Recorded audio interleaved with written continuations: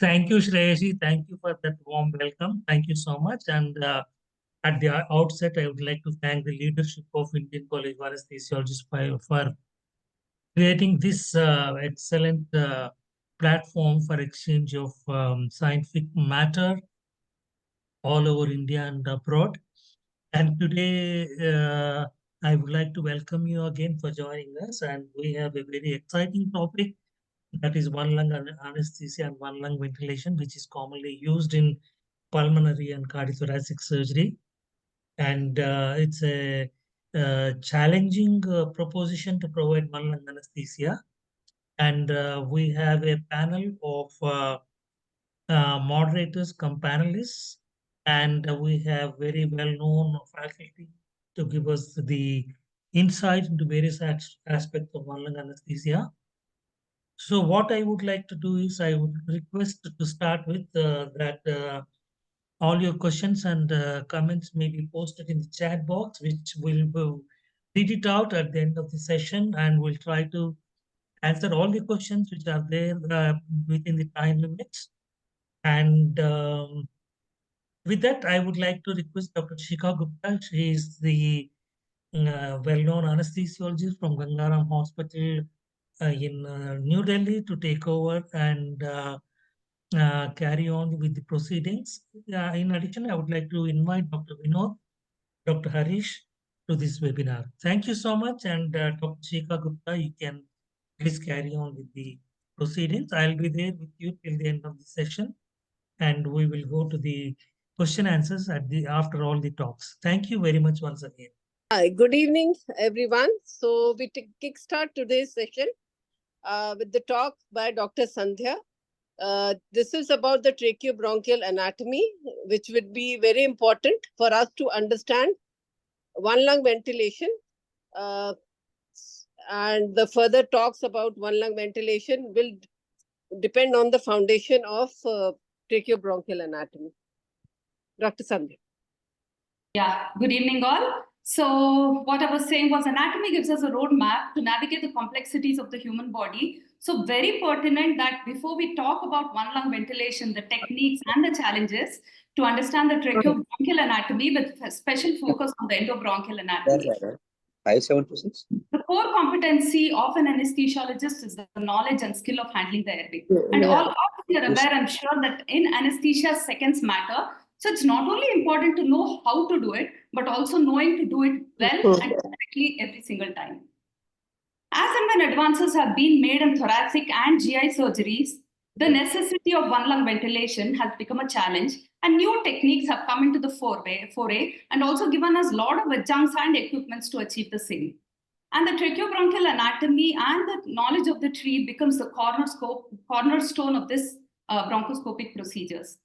Anatomical classifications are both anatomically and numerically diverse. So it's not only important to understand the two-dimensional anatomy, but also have a view of the spatial relationship so that you get a three-dimensional view once you introduce your bronchoscope. So Jackson and Huber gave a classification using the international nomenclature way back in 1943 in accordance with the anatomical orientation. The other popular classification is the Boyden's classification, which is given numerically. 1 second. Yes. But the recommendation, because of its simplicity, is to use the Jackson and Huber classification. So once we talk about the tracheobronchial anatomy, we need to understand that the upper airway anatomy also becomes very important to introduce the bronchoscope.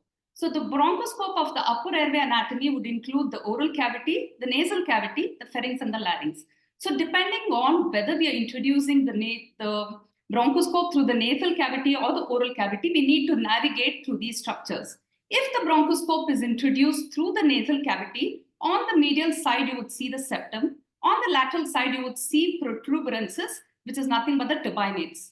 Once you introduce the scope, the view would not see the superior turbinate. It would pass through the inferior turbinate or between the middle and the inferior turbinate. After navigating through the turbinates on the lateral aspect, it reaches the nasopharynx, goes into the oropharynx, and bypasses the hypopharynx and enters directly into the laryngeal inlet. So the hypopharynx or the laryngopharynx is bypassed in bronchoscopy. If at all you're introducing orally, you would see the hard and the soft palate, the tongue and the base of the tongue, the tonsils on either sides, enters the oral cavity and again bypasses the hypopharynx and gets into the larynx. So larynx is the connecting structure between the upper and the lower airway. It is basically a 5 to 7 centimeter long structure, and again it's divided into the supraglottic, glottic and the subglottic area. Once we look into the bronchoscopic anatomy, if you see the supraglottic area, the first structure visible once you enter the oropharynx would be the leaf-shaped epiglottis. Superiorly, you see that it merges with the base of the tongue, and then seen on the lateral aspects are the lateral glossoepiglottic folds and then the vallecula. Inferiorly, you see the epiglottic folds going and merging in the midline. So once you navigate beneath the epiglottis, you get the glottic view. Beneath the false gorge, you could see the glistening pearly white structures in an inverted V, which merges anteriorly to form the anterior commissure. While when you see posteriorly, the posterior commissure is widened. It is separated by the vocal processes of the arytenoids, making it very close to the posterior commissure because it gives a wider area for introduction. So once you pass through the laryngeal inlet of the rima glottitis, you get the subglottic view. It's about 2 centimeters and ends at the cricoid cartilage. So you could recognize the cricoid cartilage endoscopically as being the only complete ring in the tracheobronchus. So after you navigate through the subglottic region, you enter the lower airway or the respiratory tract. So trachea is the beginning of the lower airway or the tracheobronchial tree. Externally, the landmark could be recognized by the trachea starts from the cricoid cartilage and ends at the tracheal bifurcation. So the beginning is at the C6 vertebra, while the end, that is the bifurcation, is at the sternal angle anteriorly and T5 vertebra posteriorly. While the upper 1/3 is extrathoracic, the lower 2/3 are intrathoracic. I said it starts from C6, but during expiration, the trachea might rise up to C4, and total inspiration, it might reach C6.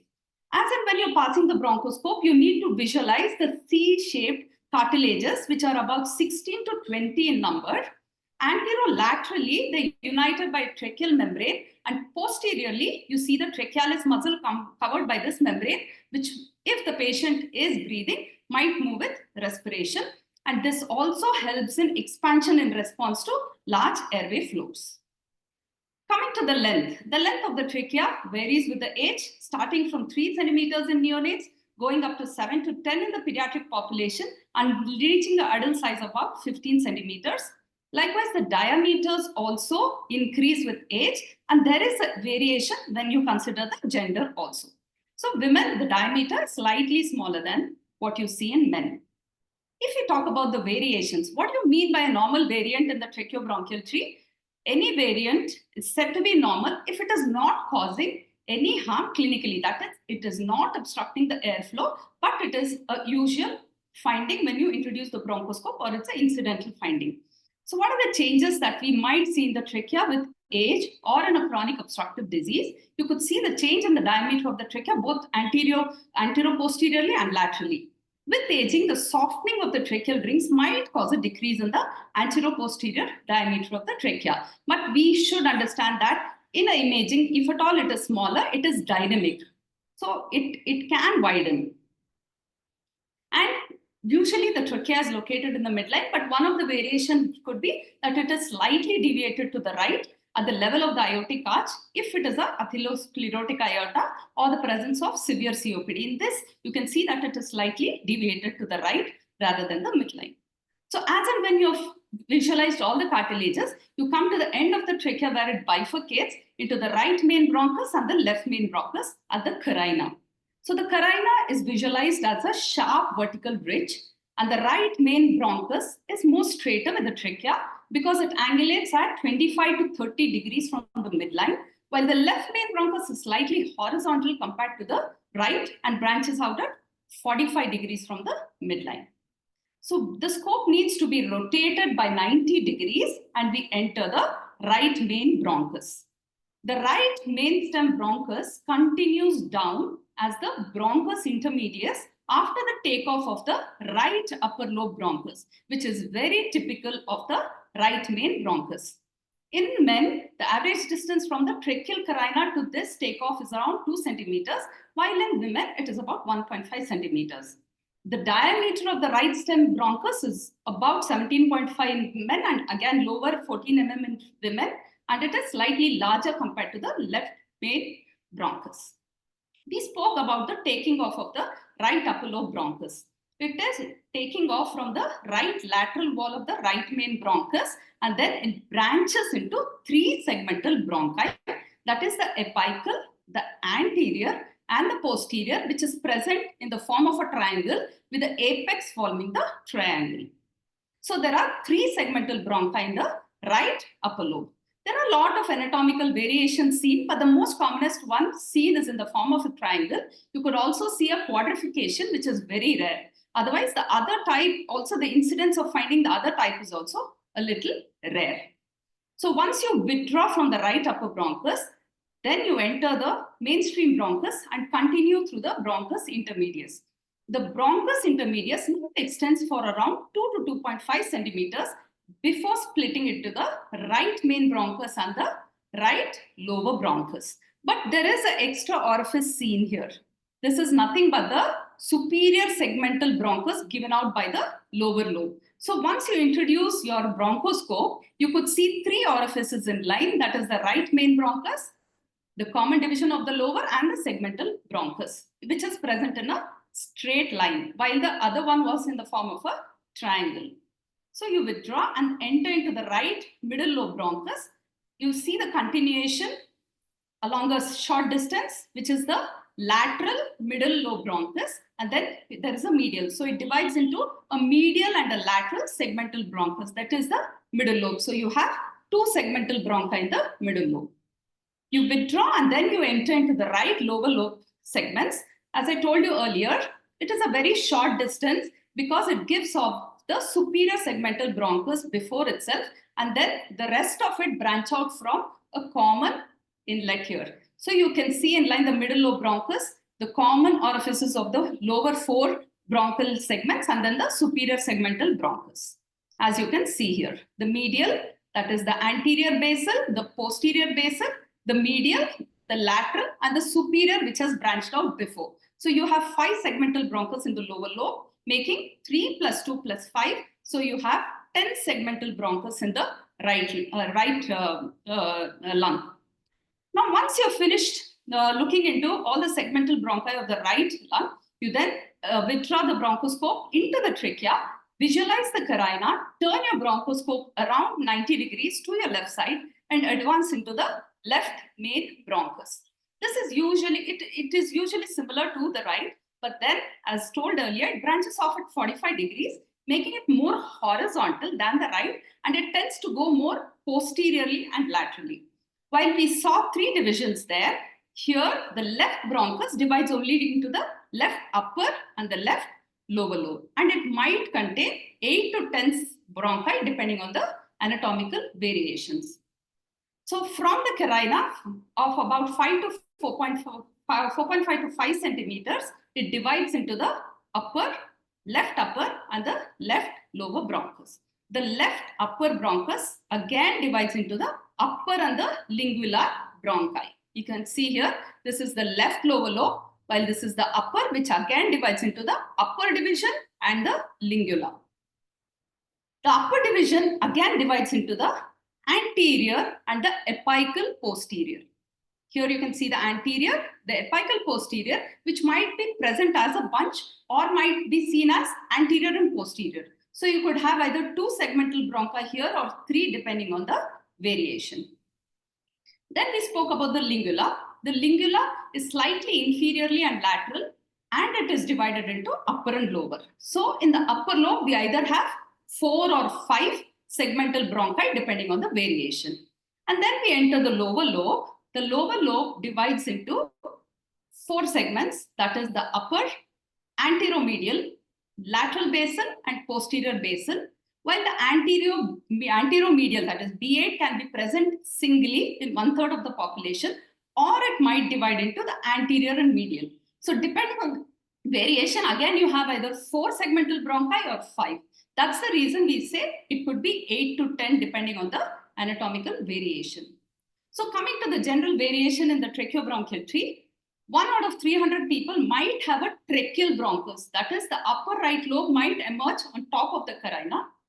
And there could be a bridge bronchus, though the incidence is very less. There might be a bridge bronchus arising from the left bronchus and ventilating the left lower right lobe. When we consider the anatomical variations of both the right and the left lung, the apical upper right upper lobe might be absent. We showed you 7 anatomical variations. So one of them could be present. When we come to the middle lobe, like the lingula, there could be upper and lower division. It is again a rare variation. When we come to the lower, the report is that the basal bronchus is the most frequent variation in the right lung. When we come to the left lung, as I told, the apical posterior might be present as a separate apical and posterior, and the basal anteromedial might be present separately as the antero and medial, making it 8 to 10 segmental bronchi. There was this prospective observational study where they studied 200 patients undergoing 1 lung ventilation with a double lumen tube. Using a flexible bronchoscope, they examined the tracheobronchial anatomy and its anatomical variations. And what they found was constant. And what they reported as a landmark, important landmark, are these 2 orifices of the superior segmental orifice of the right lower lobe and the left lower lobe. That is, they're present as mirror images. As soon as you introduce your bronchoscope to the right and to the left, these 2 orifices are constant and the incidence of variation is very less, making it a very important landmark for DLT positioning. So to coming to the systematic and the complete bronchoscopic examination, once you enter into the laryngeal inlet, you visualize the tracheal cartilages, the posterior wall, and then while advancing the bronchus through the right main bronchus, at 3 o'clock position, you will see the takeoff of the right upper bronchus, which has a triangle sort of 3 segmental bronchi. And it's a very important landmark because it is this triangle, because it's the only structure in the tracheobronchial tree which has a triangular 3 orifices. It's important to distinguish between the left and the right main stem bronchus. And then while advancing into the bronchus intermedius, you see the middle lobe bronchus, which is in the shape of a letter D. And then you see the 3 orifices of the middle lobe, the lower lobe, and the segmental bronchi as 3 orifices in a straight line. Again, this is very pathognomonic of the right tracheobronchial tree. And after you've seen this, once you withdraw the scope and introduce into the left, you see 2 orifices. That is the upper and lower, which is on the left side. So this is how you see. This is a left DLT. You could see the left upper and the left lower. On the right, you can see 3 orifices. They are mirror images. I think it was mind-boggling to remember all these segments. So we have a mnemonic to make life easier. On the right side, the mnemonic is a palm seed makes another little palm. And for the left side, it is Asia Alps. So hopefully it makes memory slightly easier. So to summarize, bronchoscopy and its anatomy, we don't call it a technique. We call it an art because along with knowing the 3-dimensional and spatial anatomy, it is also important to have dexterity and familiarity with the use of the flexible bronchoscope. So it's not only important to master the tracheobronchial anatomy, but it's also important to familiarize with the use of this very expensive equipment that's a flexible fiber optic bronchoscope. So before we look at the video, which is shot on the Endo VR simulator. So when you're entering the oral cavity, epiglottis is the first structure to be visualized. So this is the vallecula on either side, base of the tongue and the superior surface of the epiglottis. And we see the glottic opening, the anterior commissure and the posterior commissure. It is very close to the posterior commissure that we enter into the trachea. And this is the trachealis muscle, the C-shaped cartilages, the carina. We're entering into the right main stem bronchus. At 3 o'clock position, you see the takeoff of the right upper lobe, and you can see the divisions the triangle here. So it is confirmed that it's the right bronchus, and as and when we introduce into the bronchus intermedius, you see the middle lobe. Yes, middle lobe here, again dividing. And here is the common outlet for the 4 basal segments. And then this is the superior segment taking off very early. So once we have recognized all this, we withdraw, look at the carina, turn the bronchoscope 90 degrees again, and enter into the left main bronchus. After around 5 centimeters, you see the upper and the lower lobe bronchus. The upper divides into the lingular and the upper division. The lingular again dividing. Then we enter the left lower lobe. You can recognize the superior segment. Yes, and the anterior and medial 7, 8. It could be anatomical variation. And then lower down, you can see the superior, inferior, basal segments. 4 to 5, depending on the variation. And then we withdraw and come back into the trachea. These are my references, and thank you.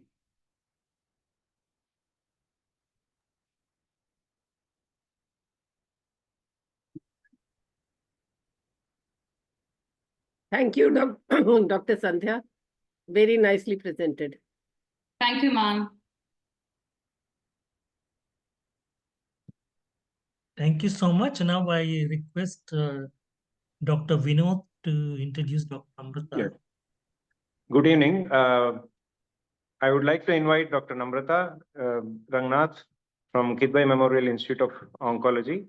She is a professor and former head of department of Kidwai Memorial Institute of Oncology, and she's got more than 30 years of experience in oncoanesthesia. Her areas of interest are thoracic anesthesia, prehabilitation, and airway. She's going to be speaking on double lumen tube today. This one is yours, sir.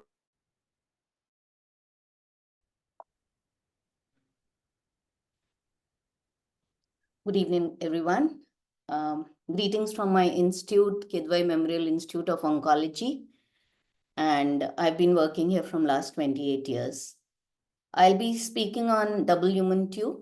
And as we all know that when we are doing a lung isolation technique, what we expect from it. Mandatorily, we expect an unobstructed ventilation of lung. So we want an unobstructed ventilation of the lung, which is getting ventilated. And desirable is allow access to the isolated lung for suction, CPAP, ventilation, bronchoscopy, and allow collapse of the either lung. Now, we all know the techniques of lung isolation are double lumen tube, bronchial blockers, and single lumen tube. The indications being surgical exposure, protection of lung from contralateral contamination, and control of ventilation. So let's talk about the double lumen tubes. So whatever double lumen tubes we are using now are made of PVC and they are Robert Shaw design. I'm having a little problem with my changing of slides, so just bear with the glitch. So double lumen tubes, there are 2 tubes which are of unequal length, which are molded together, short tracheal and long bronchial tubes. And the short tracheal, it gets placed at the distal trachea, and the longer bronchial tubes in the desired bronchus. They have 2 curves, the proximal being for oropharyngeal and the distal to facilitate the bronchial placement.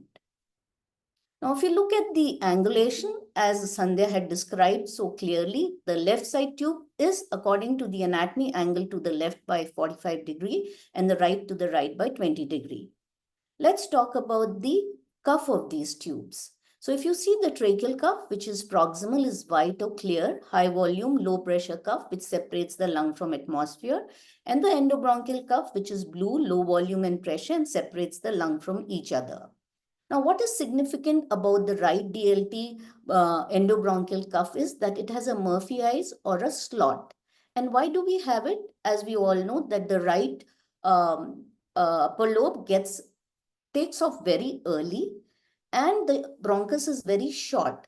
So for this anatomical variation, we have a slot so that we are able to ventilate that right upper lobe. So before and while using DLT, we need to following questions need to be answered. What type of DLT is needed? What size we choose? How is the DLT inserted? How is successful positioning of DLT confirmed? And what are the problems related to the use of DLT? Now, choosing the proper DLT will be, I would prefer a best fit tube, which is the largest tube, least airway resistance and bronchial seal with small cuff volume. Because if it is too big, it will cause airway injury. If it is too small, it will have a large cuff volume, which can herniate across carina, or it can migrate distally and more difficult to perform bronchoscopy. So now right versus left, which one would I choose? All of us know that left-sided DLT is the default option for lung isolation, as right-sided DLT positioning is difficult. Margin of safety is much higher in the left DLT, which is about 16 to 19 millimeter as compared to 8 millimeter of right DLT. But there are some situations where we need to use right DLT is the left main bronchus obstruction, left sleeve resection, left tracheobronchial disruption, and anatomical distortion making left-sided intubation difficult. So once we have decided right and left, let's see the size of the DLT. A proper size DLT is one that passes easily through the glottis and advances without resistance within the trachea, with the bronchial component passing into the intended bronchus without difficulty. The size which provides near complete seal of the bronchial lumen without cuff inflation is the ideal size of DLT. And the proper size should have a bronchial tip that is 1 to 2 millimeters smaller than the patient's left bronchus diameter, so as to allow space for the deflated bronchial cuff to rest. Now, if we have to choose the size, the most commonly what is done is by the gender and the height of the patient. But as we have seen with experience, Asians may take smaller sizes than those recommended in Western population. The other thing what we need to remember that whenever we are choosing the size, we should know the size of fiber optic also what we are using to find out the placement. So remember that any tube more than 35 will accommodate 3.5 or more than 3.5, but any tube lesser than 35 will require a pediatric size 2.4. Radiological assessment also can be done for size of the DLT by chest radiograph, CT scan or tracheal ultrasound. So knowing the tracheal width by measuring at the sternoclavicular joint, we can predict the left bronchus width and the recommended DLT size. By CT scan, by measuring the CT scan one slice below the carina, based on left bronchus diameter, we can find the size of the DLT. But we were thinking that as we know the CT scans and we know the ultrasound but still people are studying how to get the right size of the DLT. And if you see the latest journal of IGA, we have another article which is comparing ultrasound versus the CT guided measurement of cricoid cartilage diameter for DLT. There are some articles which are measuring the deflated and the inflated cuff by the calipers. Or we are having a article where they're predicting inserting depth and tube size based on different parameters. Some are as many as 17 body parameters to find the size of the DLT, because they found that in women and short statured people, it was very, very difficult to find the size of the DLT to use for lung isolation. Now, after we have decided the size and we have decided the type, let's see how it can be inserted. There are three techniques: blind technique, FOB guided, or use of edgings like airway exchange catheter or bougie. So before we put the DLT, we should be prepared for it. And if you open the box of a DLT, what you normally see a DLT, adapter, a suction catheter, a stillet, and we need to keep a clamp from our side. And what is very different about these adapter is that this adapter is also color coded. It has an opening through which we can put the fiber optic as well as the suction catheter. So let's see the blind technique. In the blind technique, check the integrity of tracheal and bronchial cuffs, fully deflate both the cuffs before insertion, lubricate the outside of bronchial tube. Lubricate and insert an intubating stellate, usually provided in the pack, into the endobronchial lumen before insertion, and the stellate can be pre-shaped to aid placement of the DLT.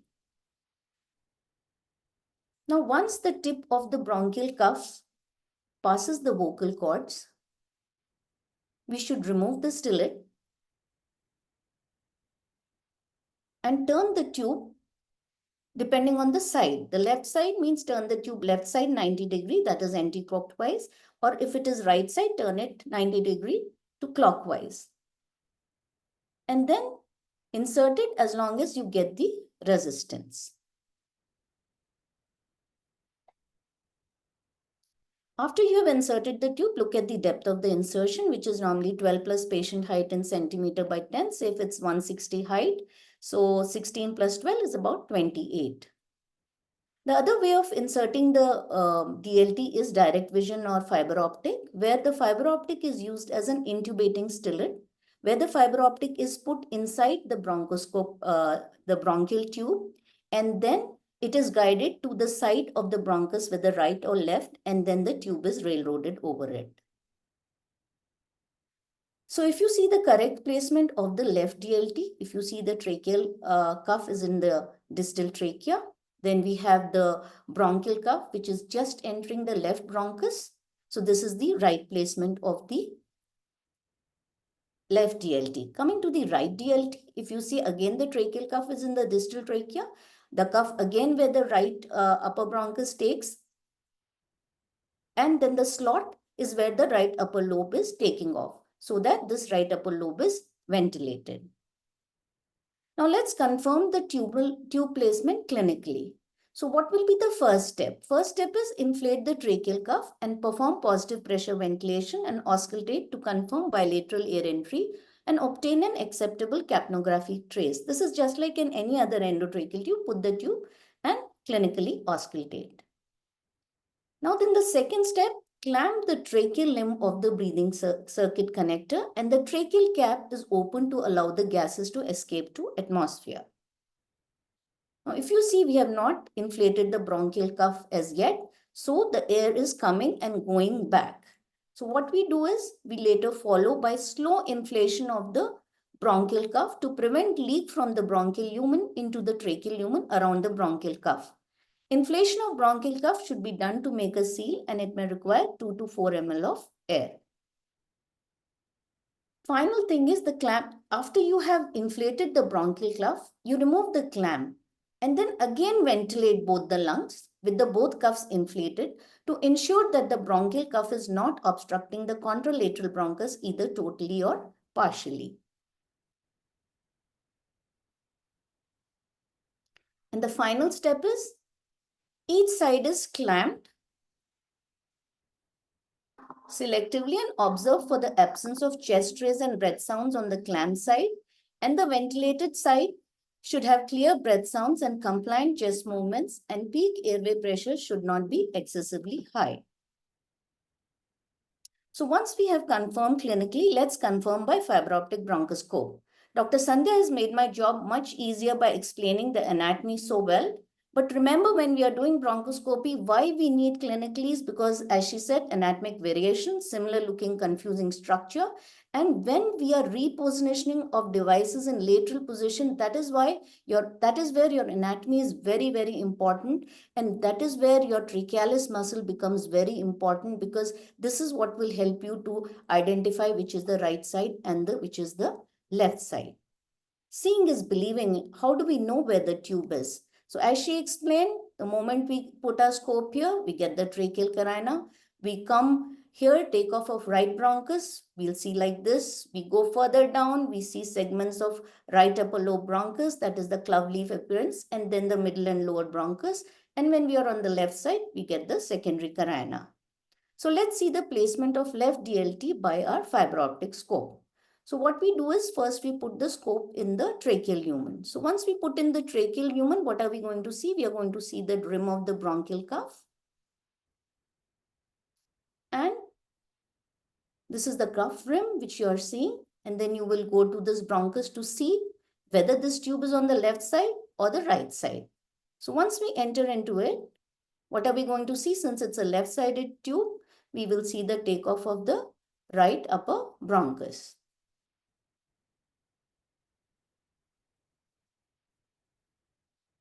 And this is what we characteristically see the club leaf afferents. So now we will go into the bronchial lumen. So what we would see in a left side when we put in the bronchial lumen, we should see the secondary carina. So as we pass our scope into the bronchial lumen,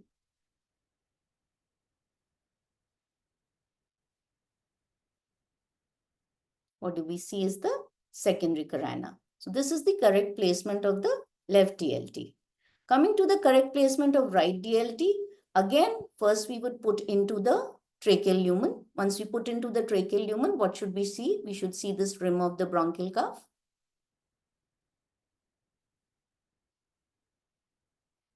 So if we see and if we pass our scope to the other side, that is what we are expecting it to be the left side.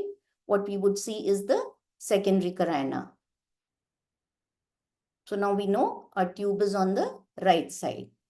So now we will take out from the tracheal lumen and put into the bronchial lumen.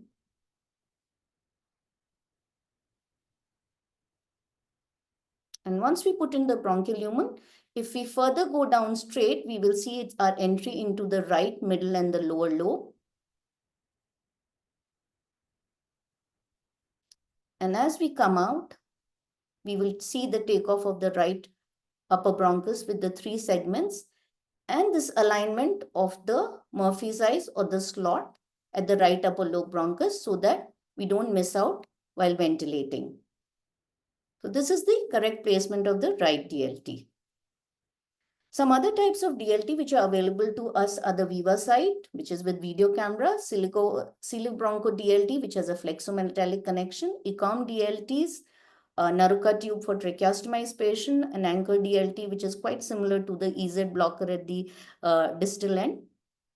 So for completion sake, the advantages of DLT being allows independent and reliable lung isolation, easy to place even without FOB, more stable displacement uncommon, good access to isolated lung suction and FOB scopy, easy to apply CPAP and can easily collapse or ventilate either lung.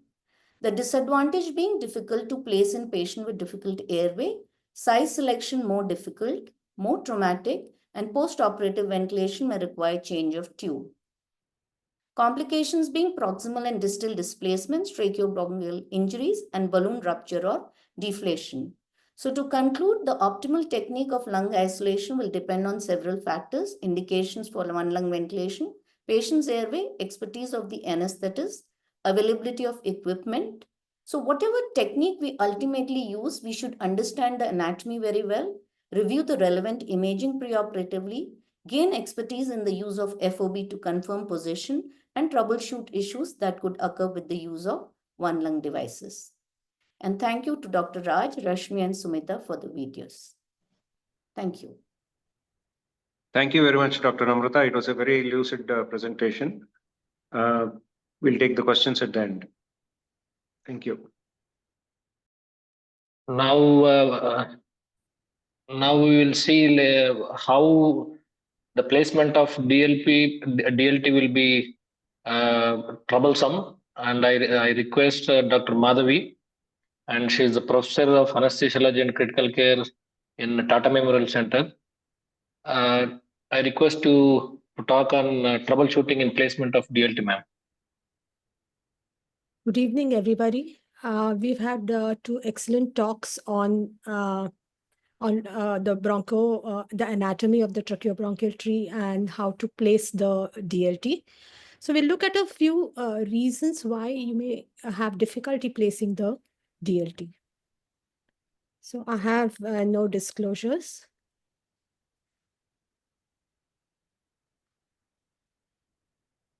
Just a moment. Okay. So how does a DLT differ from a standard ETT? So first and foremost, we know that the shape is very different. It has 2 angulations, and that makes it very different from the normal axes of your of the oral, pharyngeal, and the laryngeal axes, and therefore inserting it becomes more difficult. Then the second thing is a tip. So if you can see here, this is your normal endotracheal tube. Because of the bevel, the profile of the entry of your endotracheal tube is much narrower. So even if you don't have a very good glottic exposure, you may be able to enter the glottis, whereas that may not be the case with your endobronchial tube, because it has a much flatter bevel, and therefore you need a much wider area for you to enter the cords. Okay, the third most important thing is the size. That if you look at the single lumen tube and the double lumen tube. So normally, and this is typically, you will have a problem in small sized women, which has been explained by the previous speakers as well. So normally in female patients, you would use a 7 or a 7.5 number single lumen tube, right? Now look at the tubes that we normally use for females. They would be either 35, which would be the commonest one, or 32. And their outer diameters are pretty big, right? So you can understand why in female patients who have smaller larynx, inserting a tube is much more difficult.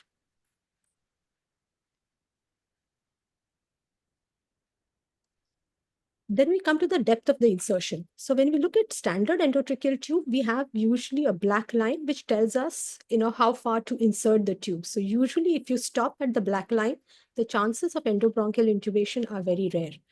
However, there is no marker on the DLT for optimum position. So you either base your depth of insertion on the formulae, or you go clinical, that you go in till you get resistance, right? And both of these, we know that formulae don't really work very well because they were meant for Western Caucasian population, and they may not apply very truly in Indian patients. And in our experience, it's especially the small statured women where, you find it difficult to decide how much to insert for optimum positioning blindly.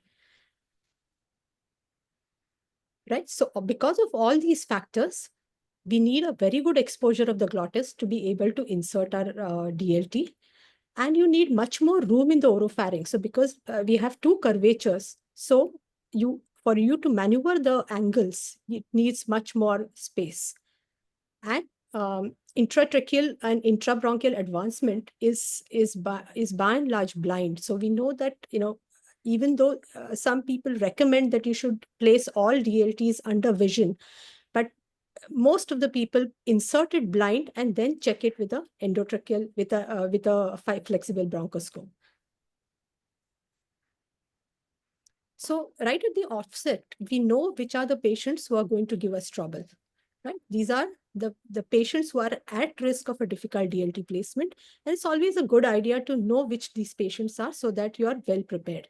So particularly small size individuals, particularly short-statured women, Asian women, who are much smaller in build than the Caucasian counterparts.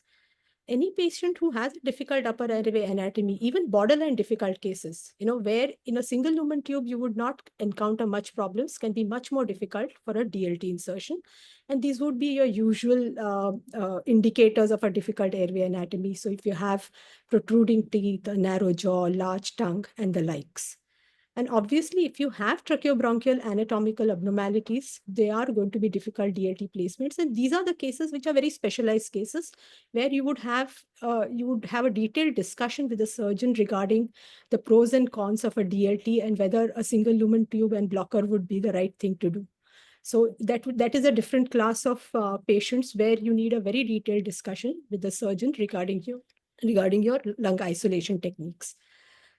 So remember that the commonest cause of difficult to place DLT is incorrect size, because a big size DLT is if you size the tube wrong, that is the most common cause of a difficult to place DLT. And remember that these are the cases which run a high risk of airway injury.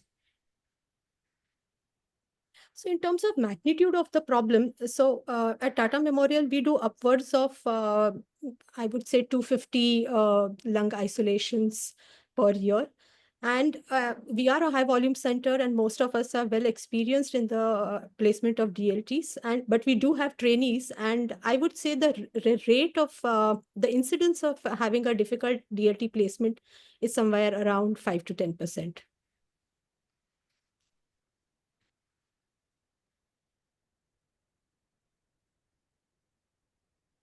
Okay, so if we look at it systematically, so what are the steps of DLT placement? So first and foremost, we need to place the tip of the DLT across the glotic opening, then the passage of the DLT across the trachea, and finally, you have to place the bronchial end of the DLT in the correct bronchus in the optimum position.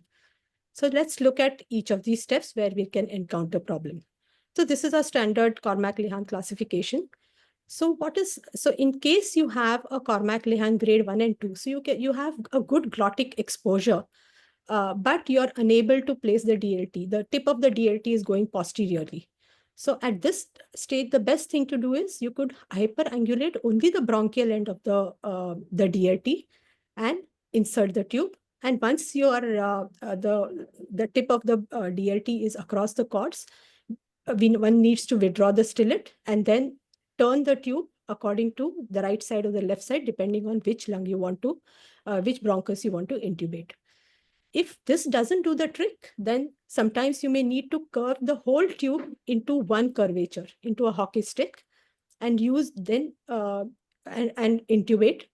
However, remember that when you do that, you are sort of removing the memory of the tube in terms of the right and the left, and your endobronchial placement may be more difficult once you have removed the curvatures.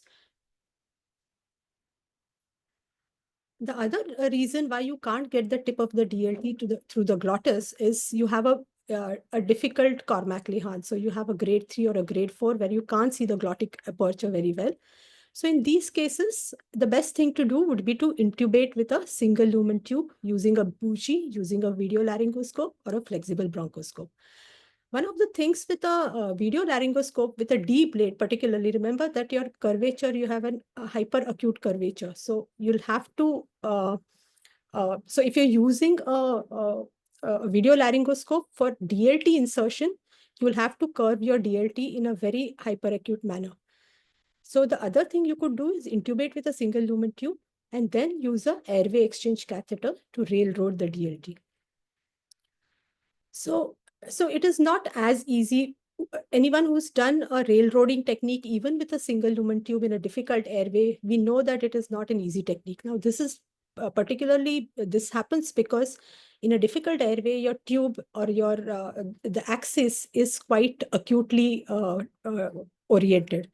And therefore, even though, threading and railroading your tube over that acute bend is sometimes difficult. But there are certain prerequisites for successful railroading. One thing is one has to remember the length of the airway exchange catheter has to be long. So the recommended is more than 80 centimeters. So the minimum you need, so why do you need that length? Is you need to be able to cover the length of the DLT as well as the distance from the carina to the incisor. So that would be the total length, the minimum length that your AEC has to be.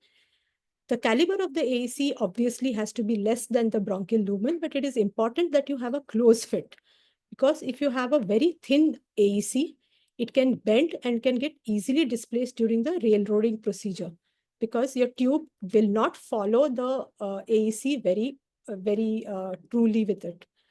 And regarding stiffness, obviously, if you have too stiff a catheter, it will not be able to negotiate acute bends, and it can be traumatic. Similarly, if it is too floppy, it can bend and get displaced. Right. So this just to illustrate what your how your exchange catheter has to be vis-a-vis your oral airway. Now, I thought that I should, because I don't have any real life videos, because in most situations when you end up doing these things, I have not recorded it. And I must honestly say that I have used the airway exchange catheter successfully only once or twice. And I could not get it done in a mannequin. So it is in a mannequin is obviously sometimes much more difficult because everything is so stiff. But that just goes to illustrate that it's not a very easy thing to railroad a DLT over a airway exchange catheter in a difficult intubation. Okay, so one has to remember certain things when we use the airway exchange catheter. Like I said, the caliber has to be correct. So these are the different types of sizes of Cook's airway exchange catheters. So the important bits to know is it of adequate length? So as I said, more than 75 to 80 centimeters is by and large adequate for a tube exchange for a DLT. The outer diameter has to be, you have to know what is the outer diameter. So an outer diameter of an 11 French is 3.7 millimeters, and it fits into a DLT of a 32 French and above. The 14 French, it does not pass through a 39 DLT. So we don't have 41 DLT. So I've not really checked whether it goes through a 41 number DLT, 41 French DLT, but I guess it should. What about intubation catheters? Can we use them to railroad or DLT? Actually, they are quite stiff. They are usually much shorter in length, 53 centimeters many times. And 70 centimeters sometimes may be just adequate, but most of the times it will not be. But the thing which really is a problem is that the stiffness and the angulated tip. And the other thing to remember here is that, especially in India, when we tend to reuse equipment, so when we re-sterilize them, they tend to become stiffer. So, so whenever you're using any intubation catheter for railroading, one has to do a dry run. So, like this is just to show you what is the internal diameter of the bronchial lumen and the tracheal lumen. So as you can see, till 39, your tracheal and bronchus tube inner diameters are less than 5 millimeters. So it is not very easy to pass the exchange catheter or intubating stillets. So like I was saying, one has to remember that the cross sections of the DLT lumina are D-shaped, and inner diameters across brands may not be consistent. So, and also AEC of different manufacturers may differ in materials and sizes, and therefore one has to do a dry run outside in vitro. So you have to make sure that the DLT is passing over the airway exchange catheter smoothly. And because it's going to be a tight fit and it has to take acute bends, you need to lubricate it well. And another thing is, all these materials you may not have used very regularly, because it's not very common to have to need an airway exchange catheters.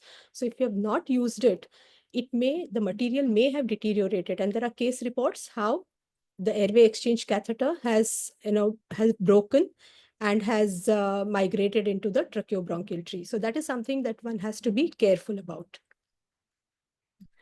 So the second step of DLT placement where you can run into trouble is when it is passing through the trachea. And there are two reasons why it happens. Sometimes the subglottic area is much smaller than your cord area. And in such cases, it is always better to consider downsizing your DLT or going with a single lumen tube. And the other reason is it abuts the anterior wall. Now, because of the angulation of your bronchial or of your bronchial bit of the tube, it tends to abut the anterior wall. So like we do in a single lumen tube, sometimes rotating the DLT clockwise or anti-clockwise with gentle forward pressure will relieve the abutment. And obviously one has to remove the stillet, because so once the bronchial cuff is in, that is the standard recommendation, that once the bronchial cuff is in, you have to remove the stillet, because the incidence of trauma is much higher if the stillet is left in place.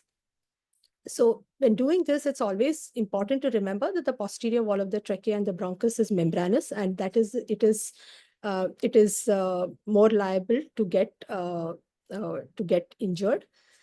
So you should always make sure that the tip of your DLT is not facing posteriorly, because that is when it will scrape the posterior wall and there will be a risk of tear. So whenever there is resistance to passage of DLT, do not push forcefully. You try and work your way around the obstruction by gentle rotating movements. The third step where you can run into trouble is placing the DLT in the correct bronchus. So the reasons why the DLT may not be entering the bronchus is most of the times it is related to the size of the DLT. So if you see that your tube is repeatedly, a left-sided tube is repeatedly entering the right side, one of the reasons is it could be a big tube, and therefore the right bronchus being larger than the left, usually the tube finds its way into the right bronchus. So always consider a smaller size DLT, or you can think about changing to your technique for a single lumen tube with a bronchial blocker. So if you're having problem, do not advance. Use a flexible bronchoscope to reassess your endotracheal anatomy. See if there are any unexpected surprises. When you want to insert, suppose you're having trouble blindly inserting the DLT into the bronchus, you could insert the flexible bronchoscope in the bronchial lumen, withdraw the DLT into the trachea, then insert your flexible bronchoscope into the desired bronchus and gently railroad your DLT into the bronchus. Now here the problem is that the actual passage of the DLT is blind. So you're hoping that your DLT will follow your flexible bronchoscope. So my preferred technique actually is to put the flexible bronchoscope at the tracheal lumen tip, and you withdraw your tube so that you can have a clear view of your carina, and then you advance and with your tip of your bronchial lumen in vision. And so you can actually see whether your tip is getting impinged. You can rotate your tube so that you can maneuver the entry into the correct bronchus. So I personally prefer to put the flexible bronchoscope at the tracheal lumen tip and maneuver my tube. And this is especially important if you have tumors near the carina, right? So because sometimes the tip can do a lot of damage if you're blindly inserting it, even though your flexible bronchoscope is in the correct bronchus. So my preferred technique is to use it at the tracheal tip.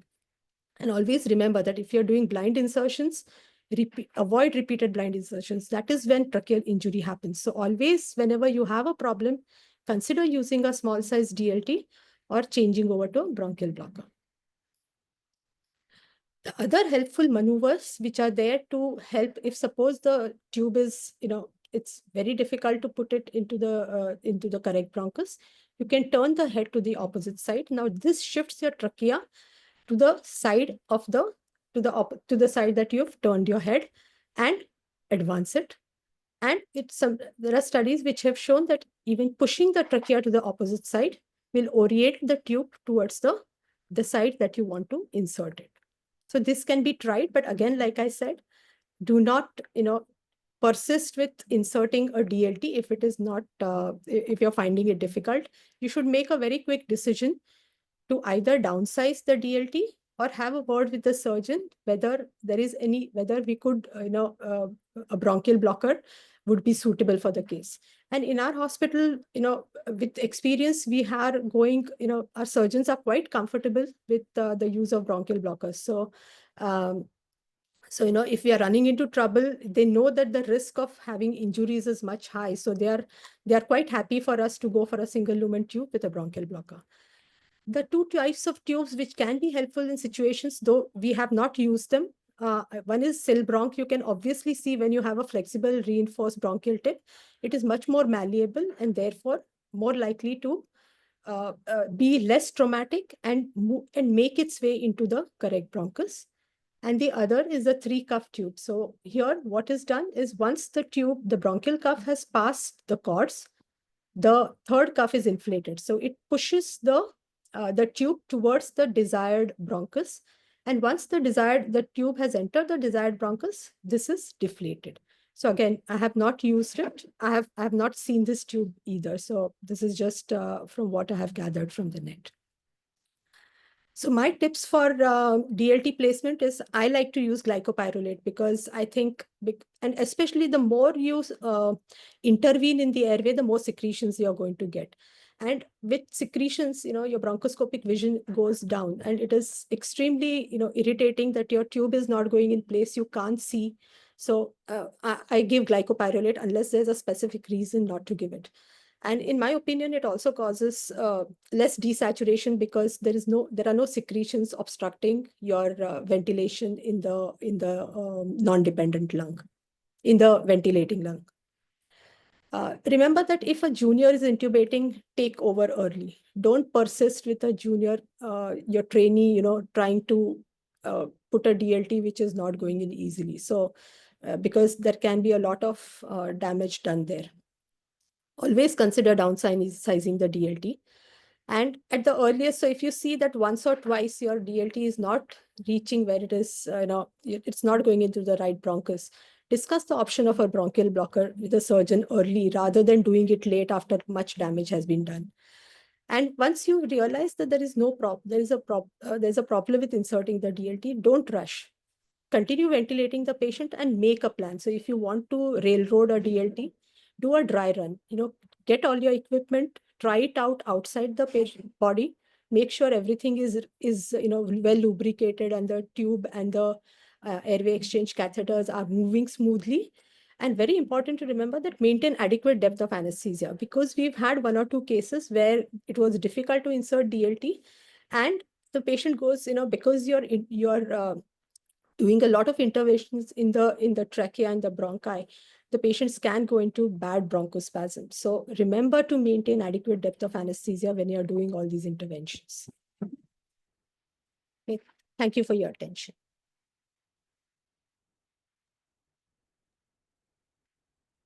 Thank you so much, madam. Actually, Madhavi madam has told all the minutest practical tips for placement of DLT. Thank you, madam. Thank you, Harish. Now moving on ahead, I take great pleasure in inviting Dr. Raj Sahajanand to speak on options beyond DLT, a very important topic. So we're looking forward to your talk, Raj. And Raj is a senior consultant in Oman, and he's very accomplished cardiothoracic anesthesia. And thank you so much, Raj. Please, you can go ahead with your talk. Thank you, sir, for the kind words. And thank you, ICA, for this opportunity. So I have no disclosures to make. So now that we heard about DLTs, tracheobronchial anatomy, we will just go to techniques which are beyond the conventional one lung ventilation techniques. So I will tell you about the new video DLT which has come, and we have used it and done a study also. So that is Ambu Vivacite. It is what we used in India was not the Ambu Vivacite, but it was a copy of this from China. So if you look at the Vivacite, it is available in 35, 37, 39, and 41 French. When I started using it, we had only left-sided, but of late they have come up with the right-sided video DLTs also. So basically, these double lumen tubes have an integrated camera just distal to the tracheal cuff. Obviously, if you have a camera and if you are dealing with a tumor or have secretions, it can obscure the view.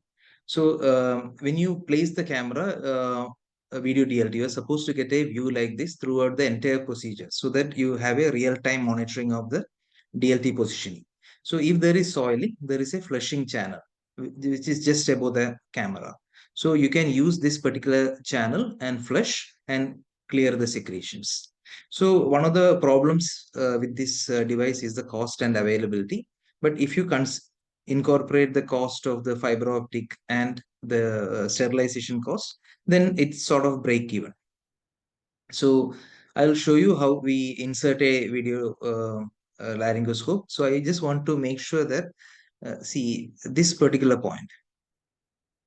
So when you insert it, you can see that the uvula was at 3 o'clock position. That is because this camera is anatomically oriented.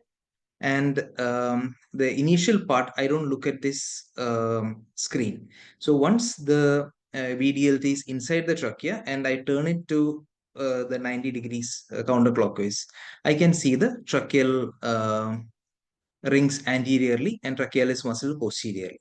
So you can see that it is only 28 seconds. So this is the final positioning. So the time taken to intubate and time taken to isolate or achieve the correct position are exactly the same. So once you achieve this blue cup just distal to the carina, you can say that my tube is in position. You don't need a fiber optic to confirm the position again. The biggest advantage which we had was during the COVID times, we could avoid the use of fiber optic completely. And the other important thing is because you are able to see this blue curve just distal of the carena all the time, you practically avoid the intraoperative malpositions. So that is a huge advantage. And this can be probably used when somebody is doing a robotic also, where access to the head end can be limited.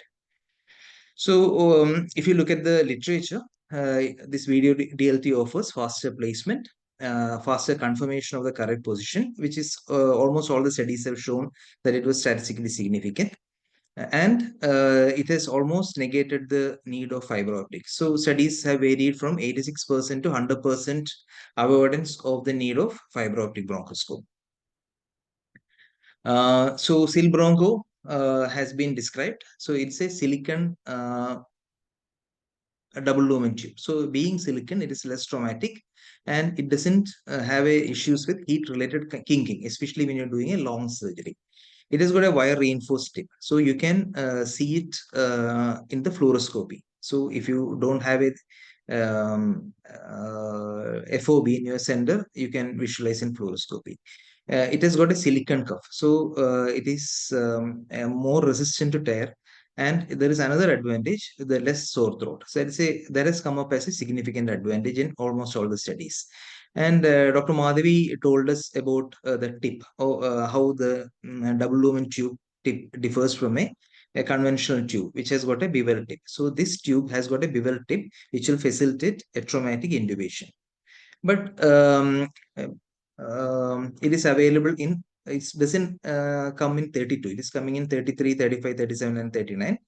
And it is kink resistant to 45 degrees. So it has got a special role in mediastinal tumors. So because this reinforced part doesn't kink. And in cases where you have a deviation of the left main bronchus. So we had a case like this. He had got significant carinal lymph nodes, which has caused playing of the carina, and you can see that the left main bronchus is quite elevated. So when we intubated him with a conventional bronchus, we always had very high airway resistance. Fiber optic showed that the tube tip was abutting. I tried 3 different tubes, but it was always abutting because I could not get the bronchial limb to align with this anatomy. So these are the cases where you can use a Silbroncho. Being flexometallic, it would have taken the shape. The second thing is if this patient has had previous left upper lobe resection and there is compensatory hyperinflation of the left lower lobe, that also would have lifted up the left main bronchus like this. So ECOM has a bioimpedance sensor. I will not go into the details of this. The proposed advantages are patient with significant cardiac comorbidities and lung transplantation.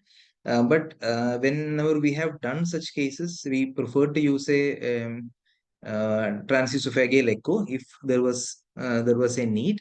The other, I have not used this tube, but whenever I have used a bioimpedance cardiac output monitor, the accuracy I thought was less in cardiac output less than 2.2 liters. So that is when you need it the most, it was not helping us. But I couldn't get any data on this tube and how it fared against the standard methods of measurement. So Madhavi again mentioned about venti-bronch anchor. This is primarily like a Silbroncho tube, but it has got something called an anchor cuff. So what it does is, once you are in the trachea, you can inflate this anchor cuff, and when you advance it, it'll go and hitch onto the primary carina. At this particular point, you can deflate it and then continue ventilation. So it is supposed to achieve a faster one lung ventilation, but again, very limited data which is available. So now that we covered the newer DLTs, I will go into the bronchial blockers, which we all of us have been using it for quite some time. So what are the specific indications for bronchial blockers? Obviously, somebody with a difficult airway, somebody with limited mouth opening where you may have to use a nasotracheal intubation, awake orotracheal intubation. Madhavi told that trying to put a DLT itself under anesthesia is difficult. So if you have to put it awake orally, it is even more difficult. So I have not done it so far. Already intubated patient requiring lung isolation, tracheostomy patient requiring lung isolation, where you need selective lobar blockade, especially a blocker like ANT, which has an edge over the other blockers in this matter, and where you want mechanical ventilation in the postoperative period.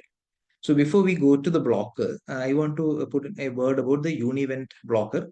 The mechanism is torque control. It's called TCUB, torque control univent blocker. It has got a bronchial blocker which is incorporated into the wall. So when you look at it, it looks really good. 3.5 to 9 sizes are available. So it can practically cover everything. But the downside is that even the 3.5 size blocker, the TCUB has a outer diameter of a 6 size tube. So only if you have a 6-year-old child, you can use a 3.5 univent. And you can imagine if you try to ventilate a 6-year-old child with a 3.5 size tube, which is very long, it will be producing significant amount of resistance. So probably it's not a great thing. Otherwise, it would have taken a big seat in the pediatric one lung ventilation scenarios. So first blocker which we will discuss is ARN blocker. The mechanism is wire guided. So I will mention the mechanism also. In the univent, it was torque guided angulation.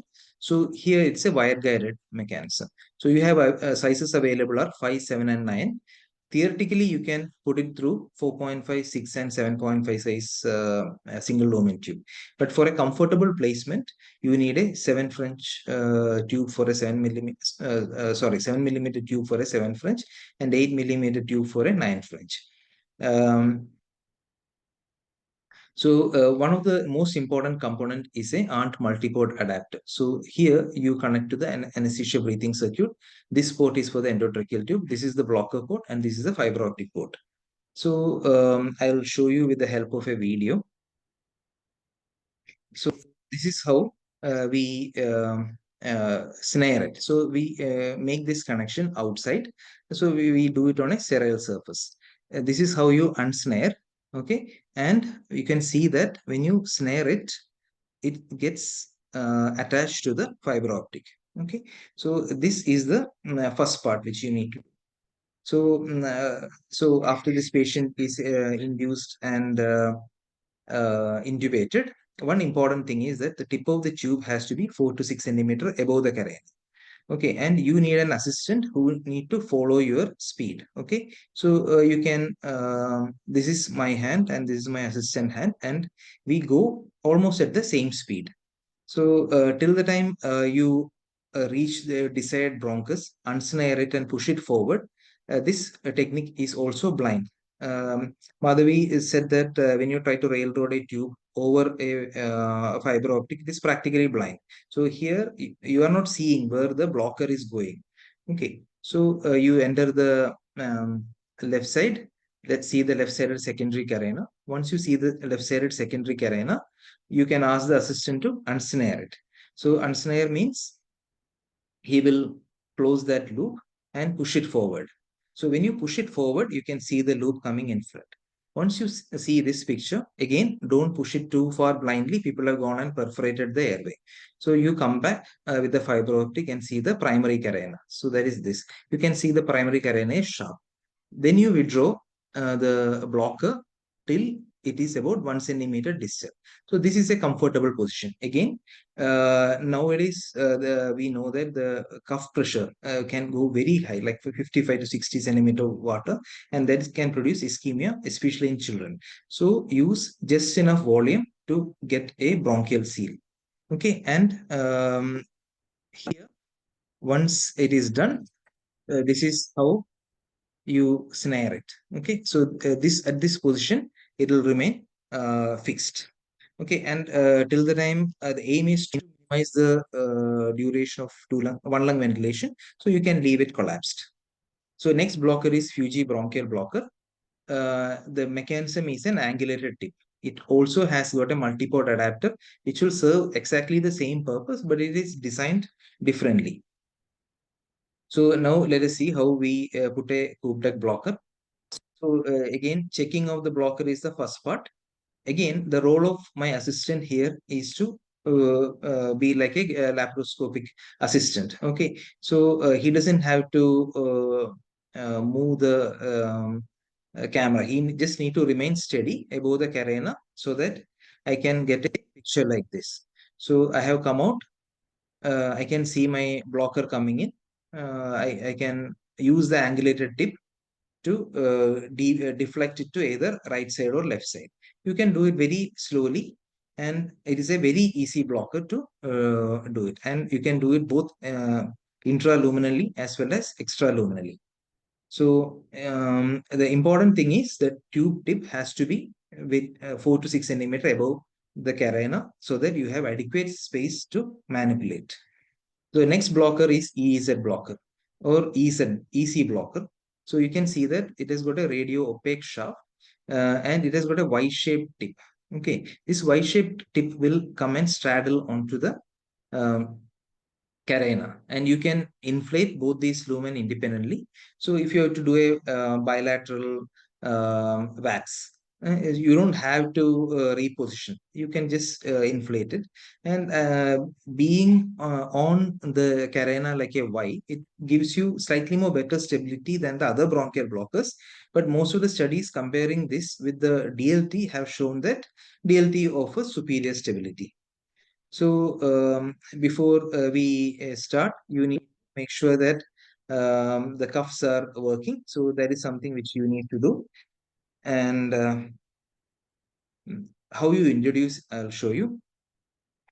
So intubate the patient and lubricate it and introduce it in a coronal plane. The reason I said coronal plane was when it reaches the carena, it will go and get stuck to the carena. So this is the only blocker which you can, there is a recommendation that you can put it blindly. What is expected method is to get a resistance. So you can see that when I finished, I got a resistance there. Okay.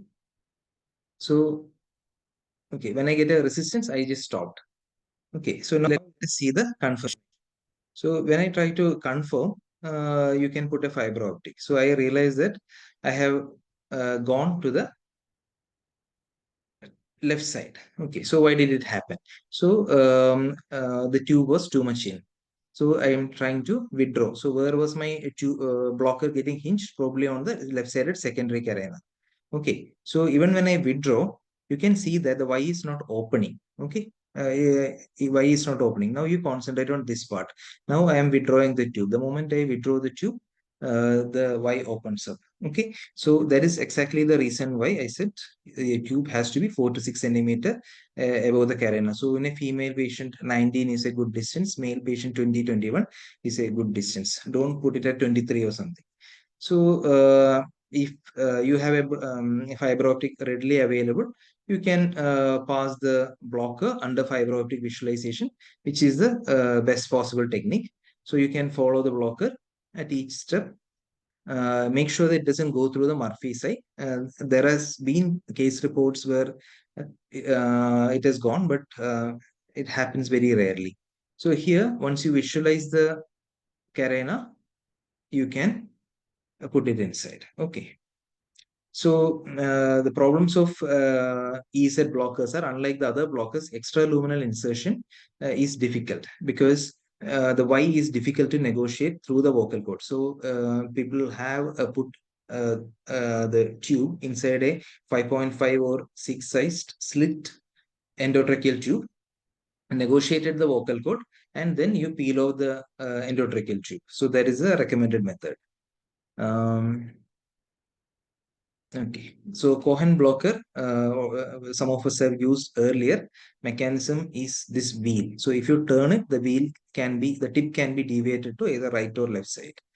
Okay, so this is the summary slide comparing different size of bronchial blocker. I will not go into the details of it. So we have mentioned about the guidance mechanism, the endotracheal tube, the central lumen. So the central lumen can be used for both oxygenation as well as suctioning and theoretically CPAP. So of the lumens, the EZ blockers lumen is the smallest. And if you look at the Tapa's company, that's a Chinese company's endobronchial blocker, it has the largest channel. Most of the other ones like Fuji and Ant will have 2 millimeter. So some of the other uses of bronchial blocker. So you can combine DLT with bronchial blocker. So for example, if you have incomplete collapse of the operated lung. So when you have a tracheobronchial abnormality, like a tracheal bronchus on the right side, you can use a DLT and pass a ARN blocker and block the right upper lobe takeoff from the carina. So that can be done.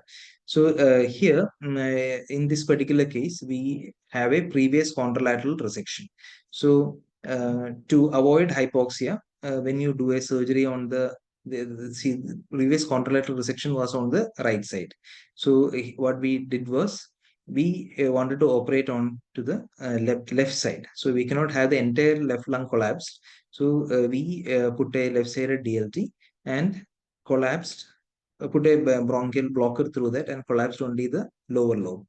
Okay, so that is only the operated lobe was collapsed and this lobe was kept inflated. So that is something which you can do, but only if you have the expertise, do that. But this has to be discussed beforehand with the surgeon, because you should not go and clamp it and then make the things difficult for all of us. So if if you have hypoxia, I think Dr. Vibha will talk about that. One of the techniques which is described is to pass a fiber optic bronchoscope and give oxygen inflation through the working channel. But in a country like ours, we cannot afford to take a risk with a fiber optic. So maybe you can pass a ARN blocker into the desired bronchus and you can use it for oxygenation. Lobar collapse we have discussed, and rarely people have used LMA with bronchial blocker, but there is always a risk of aspiration of gastric content. I have used it only once in a child who had bilateral hydatid cyst. So after the first side was operated, he had significant bronchopleural fistula.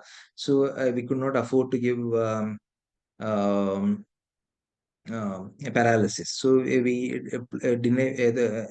awake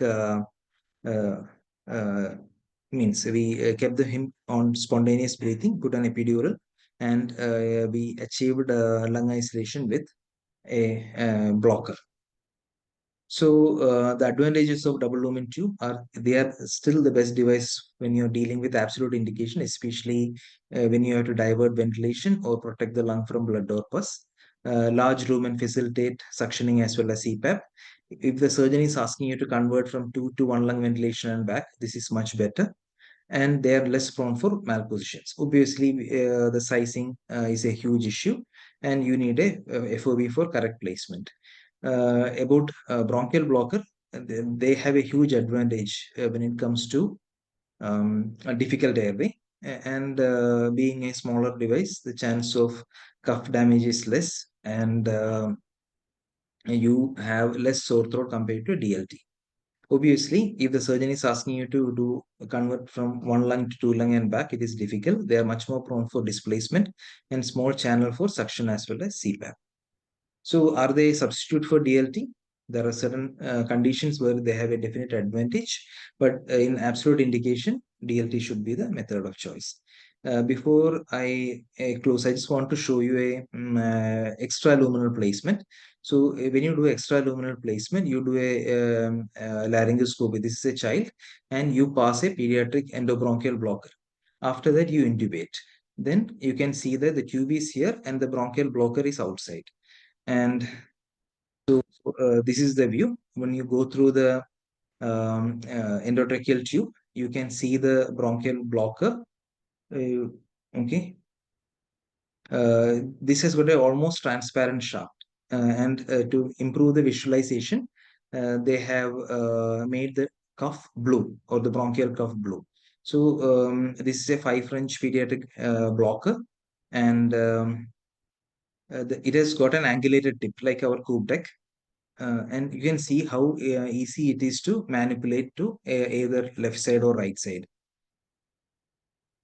Okay. Okay, so this is how you use a blocker extraluminally, that is outside the tube. Okay, and one more thing I want you to identify, that when you do a pediatric blocker, is the right upper lobe takeoff. Okay, so there is a technical challenge if you have to do it on the right side. Thank you. That was a great presentation, Raj. Thank you for that. And I now take pleasure to request Dr. Shikha to introduce the last speaker, that is Dr. Vibhavari, and then we'll wait for the question answers. Thank you so much, and Dr. Shikha, please take over. So we now invite Dr. Vibha. She is senior consultant onco-anesthetist at Hyderabad. And she will be speaking about hypoxia, which is a very important concern for all of us. Dr. Vibha, please. Sure. Thank you, ma'am, for the kind introduction, and a very good evening to all. The topic assigned to me today is ventilatory strategies and hypoxia management in one lung ventilation.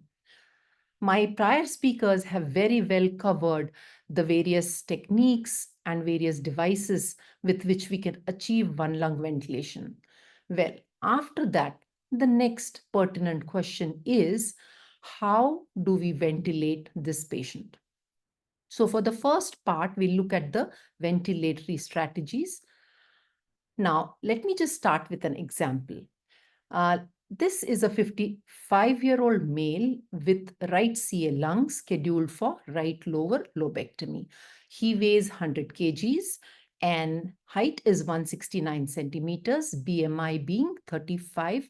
He's a chronic smoker. He's been intubated with left DLT. The position is verified, and now we need to begin the mechanical ventilation.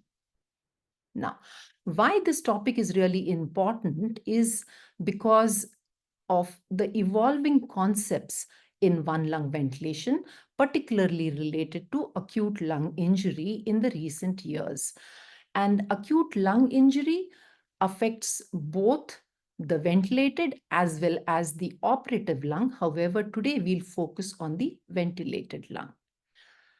Hence, there is a lot of thought towards protective ventilation. We know a lot of this data comes from patients with ARDS in the ICU, which has been further extrapolated to intraoperative ventilation. And now there are studies, literature suggesting that it has an important role to play when we are ventilating our patients, even during one lung ventilation.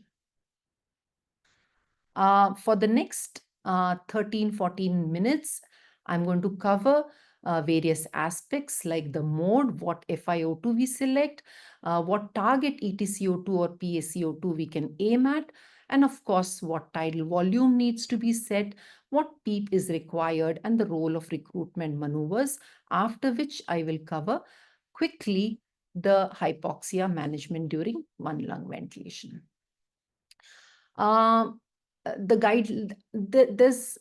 The only guideline actually that's really available mentioning the ventilatory strategies for one lung ventilation is the STM, that's the Society for Translational Medicine guideline, which are specific for one lung ventilation, but these were published in 2017.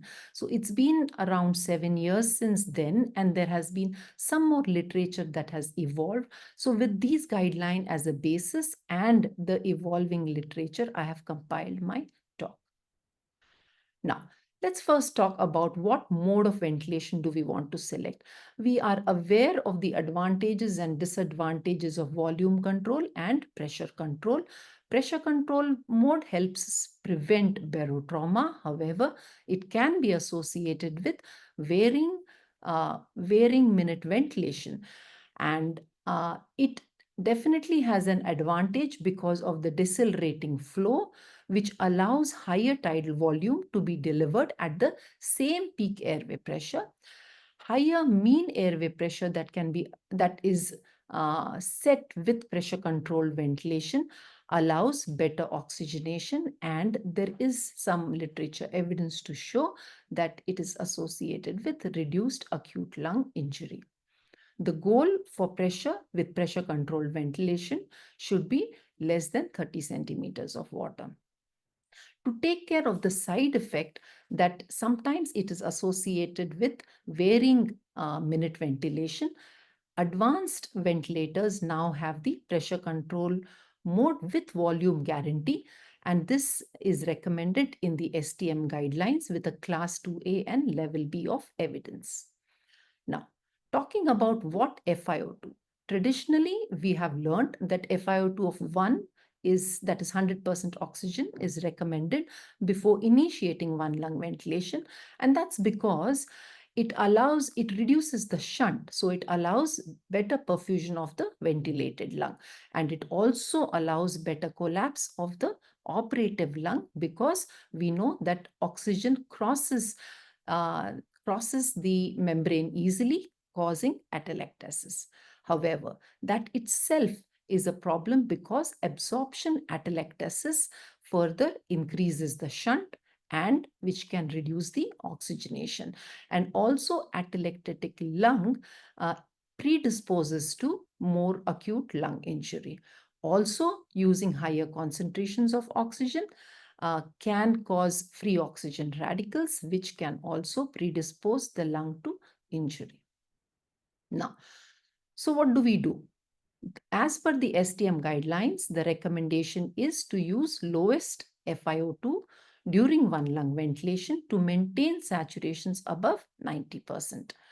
And it's also important when the saturations are in the normal range to avoid hyperoxia, which can be achieved either by getting an blood gas done and to ensure that PaO2 values are kept below 150 millimeters of mercury, or with the newer Massimo monitor, which allows us to get the oxygen reserve index reading. The target of 0.21 can be maintained, which correlates roughly to PaO2 of less than 150 millimeters of mercury.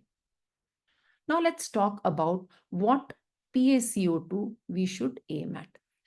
Traditionally, EtCO2 of 45, which can correlate with PaCO2 of 40-45 is what has been recommended. However, STM guidelines mention a higher PaCO2. They mention permissible hypercarbia up to ranges of 50 to 70 millimeters of mercury, ensuring that the pH stays above 7.25, and this is a class 2A level B recommendation. Why permissible hypercarbia? Because hypercarbia potentiates hypoxic pulmonary vasoconstriction, allows right shift of ODC, increasing the oxygen delivery, and has been shown to reduce inflammatory markers, thereby reducing acute lung injury. But again, hypercarbia can be associated with hypoxia, can predispose to arrhythmias. It also increases the pulmonary vascular resistance, and hence it should be avoided in patients who have pulmonary hypertension. Another challenge maintaining hypercarbia is that EtCO2 is just a surrogate, and there can be a large gap, particularly in situations with VQ mismatch, and this might require frequent ABG sampling. My personal opinion on this is that since this recommendation was based only on one randomized controlled trial, I feel probably more literature is required to ensure safety at such high levels of PaCO2 between 50 to 70 millimeters of mercury. However, up to 50 millimeters of mercury is something that we can use to allow the benefits of permissible hypercarbia. Now, there is more clarity on what tidal volume should be used during one lung ventilation as compared to the other parameters.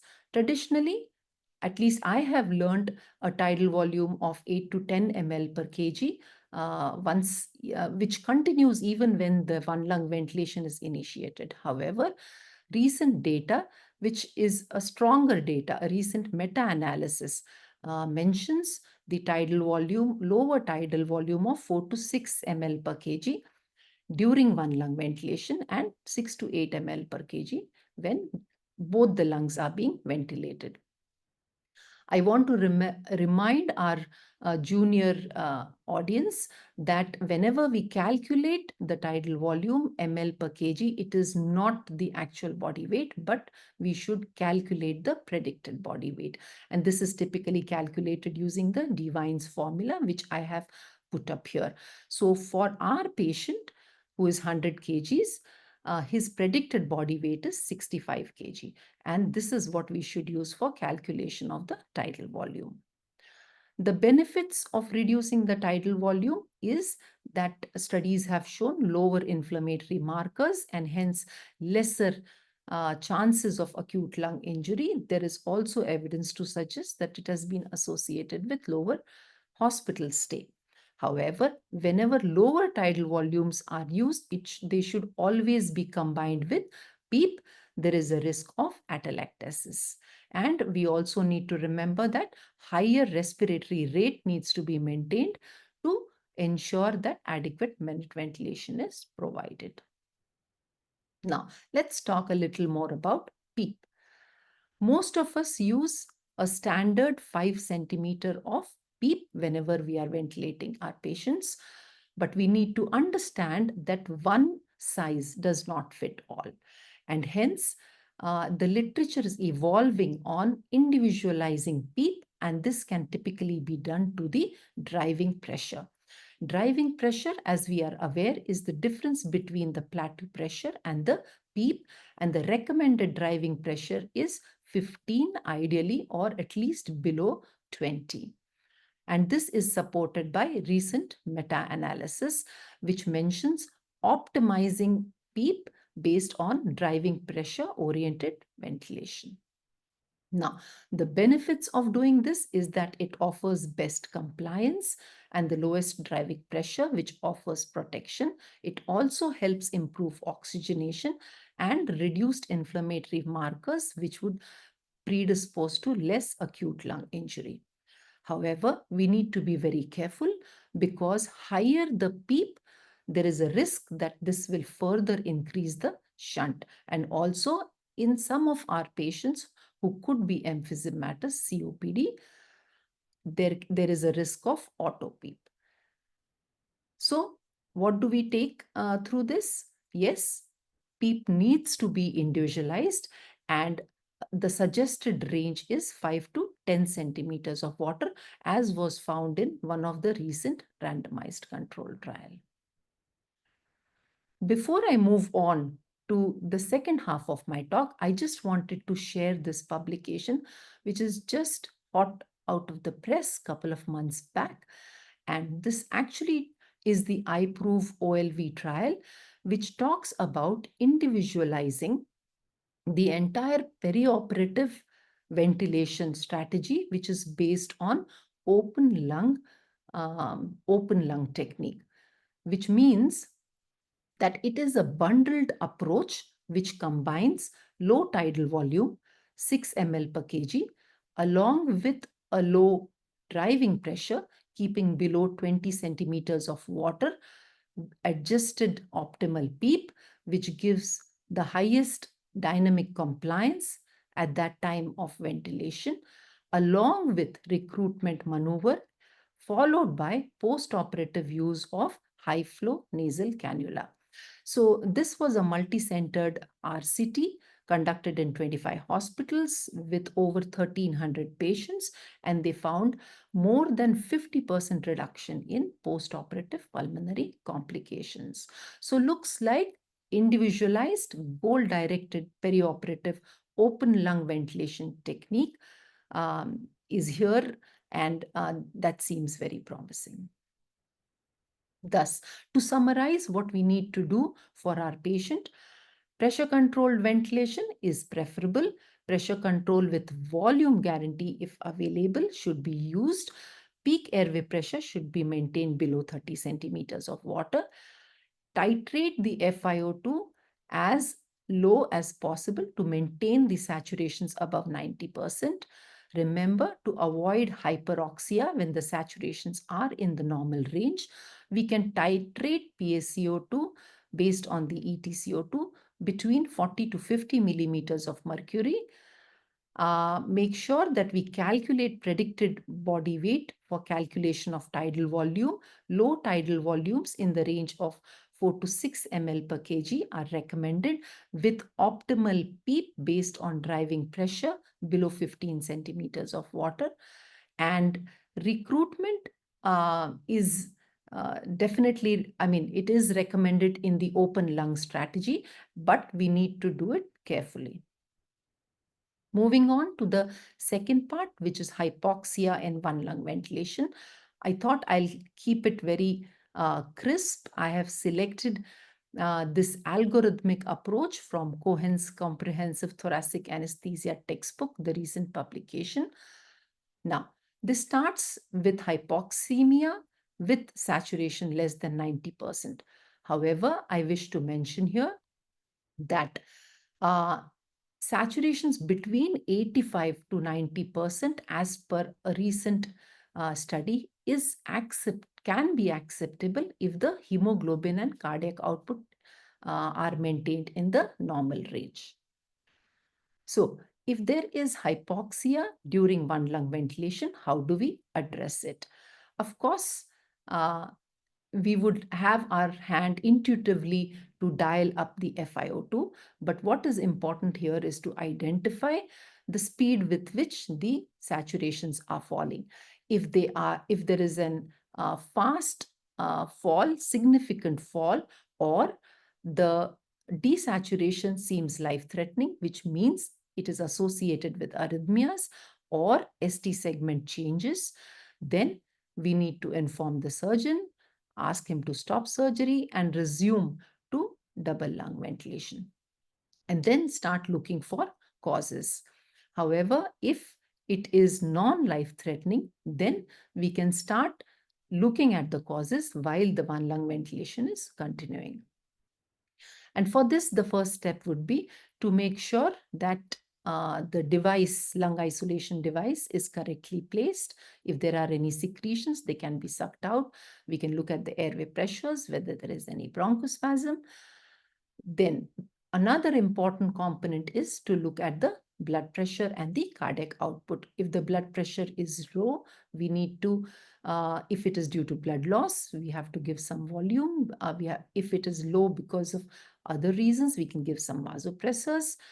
And maintaining cardiac output in the normal range is also important, because cardiac output below as well as more than the normal range can actually be detrimental, and both can contribute to hypoxia. Now, when we want to use the other two modalities that can be used to improve oxygenation are working on the ventilation or working on the perfusion.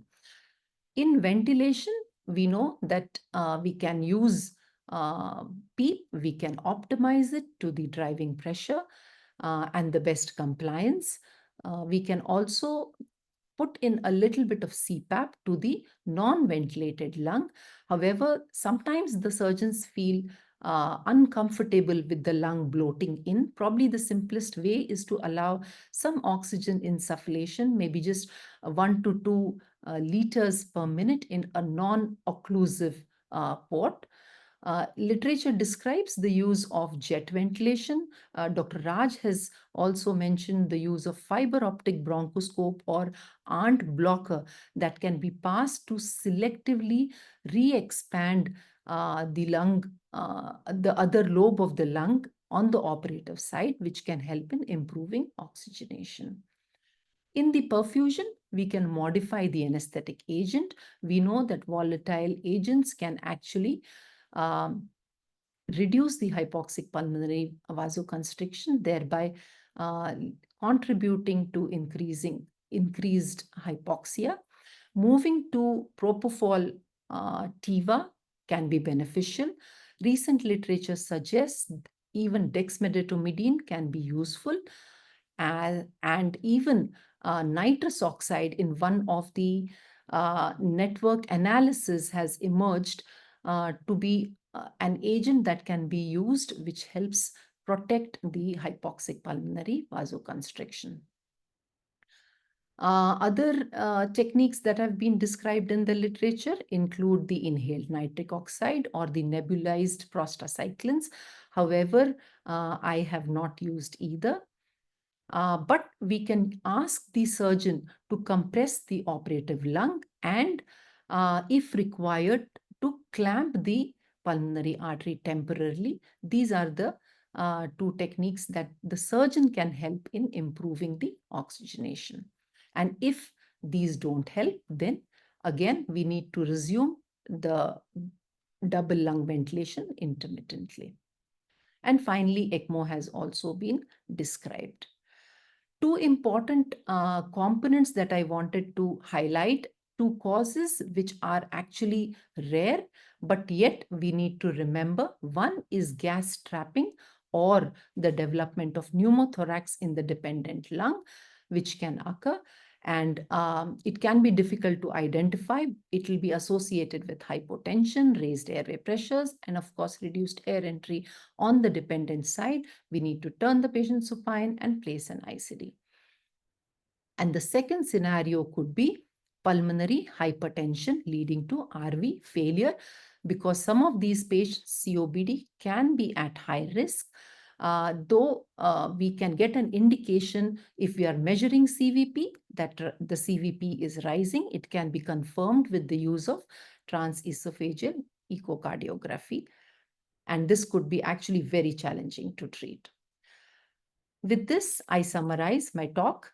I feel that ventilation and oxygenation in one lung ventilation patients is like a storm that's lurking, and success lies in anticipation, planning, and preparedness. Thank you so much for patient listening. Thank you, Dr. Vibha. It was a really nice presentation, very well explained, very well summarized, and it really helped clear things very well. Thank you. Yes, lovely the talk. In fact, all of the speakers have done very well. And I request all of you to switch on your video and then unmute your mics. So the subject is open for discussion, and anybody wants to share their experience or comment or question, please feel free to do so.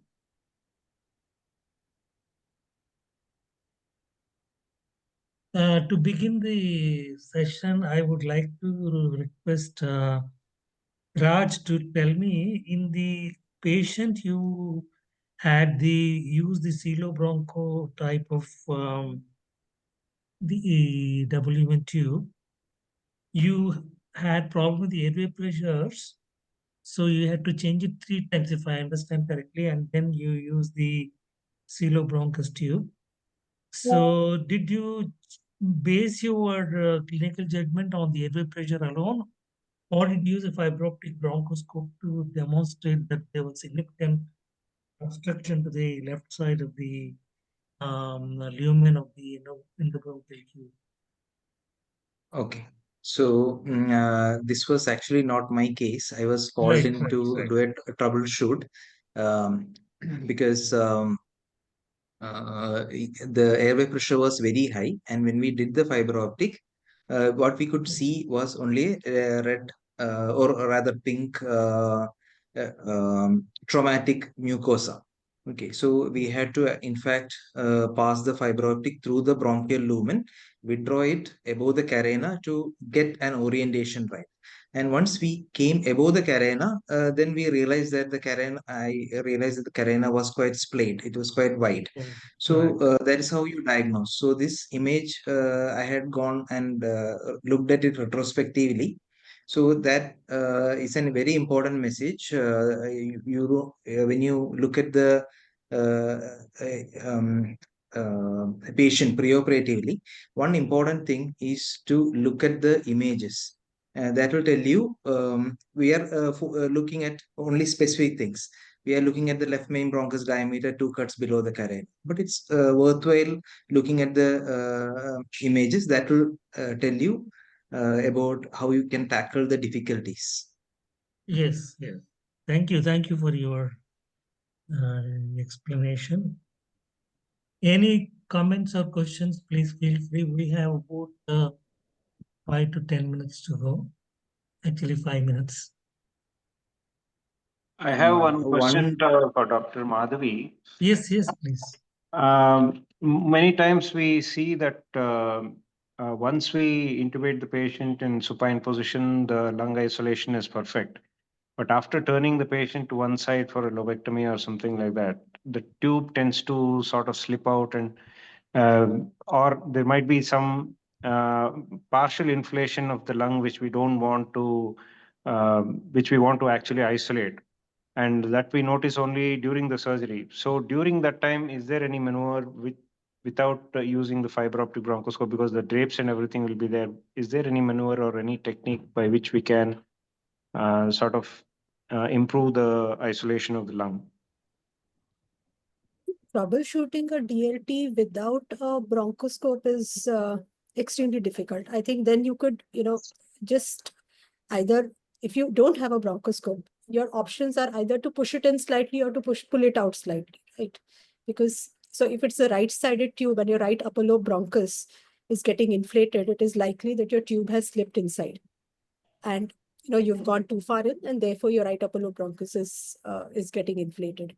But I think it is, extremely difficult, because you can land up in real problems if you are not using a fiber optic bronchoscope.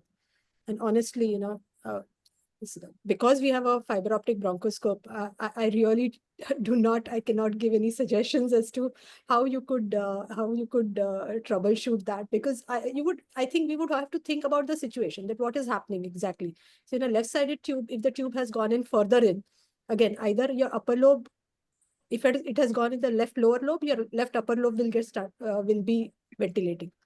So depending on the pattern of which lobe is getting inflated, you can predict that what your tube has migrated, whether it has migrated proximally or distally. A proximal migration, by and large, you would lose ventilation, you would lose isolation, and both lungs will get ventilated. But it's usually your distal migration which is going to cause selective opening up of one or the other lobar bronchus. Okay, thank you. Can I add one point to that? Sure. Swapnil had published one study on ultrasound, how you can use ultrasound. But we also did a similar study in CMC. One practical difficulty in our country is you have a lot of diseased lung. So if you are seeing the pleural slide before, then you can go back and check it. If you don't have a lung slide at the beginning, then it is difficult. The other thing is it's very difficult to do it once you start the surgery. So in our experience with the video DLT, that was very good. Like in the 60 cases which we did for our study, we didn't use the fiber optic even in a single case. So that is something which is quite good. It's a real-time monitoring. There are a couple of questions here. How do you tackle post-operative? Maybe the question is, how do you manage post-operative double lumen tubes?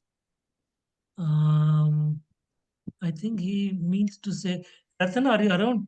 Can you can we had an interesting case. One of our patients who had undergone a thoracoabdominal and was on a DLT in the postoperative, so that we could make sure that the isolation is continued in the postoperative.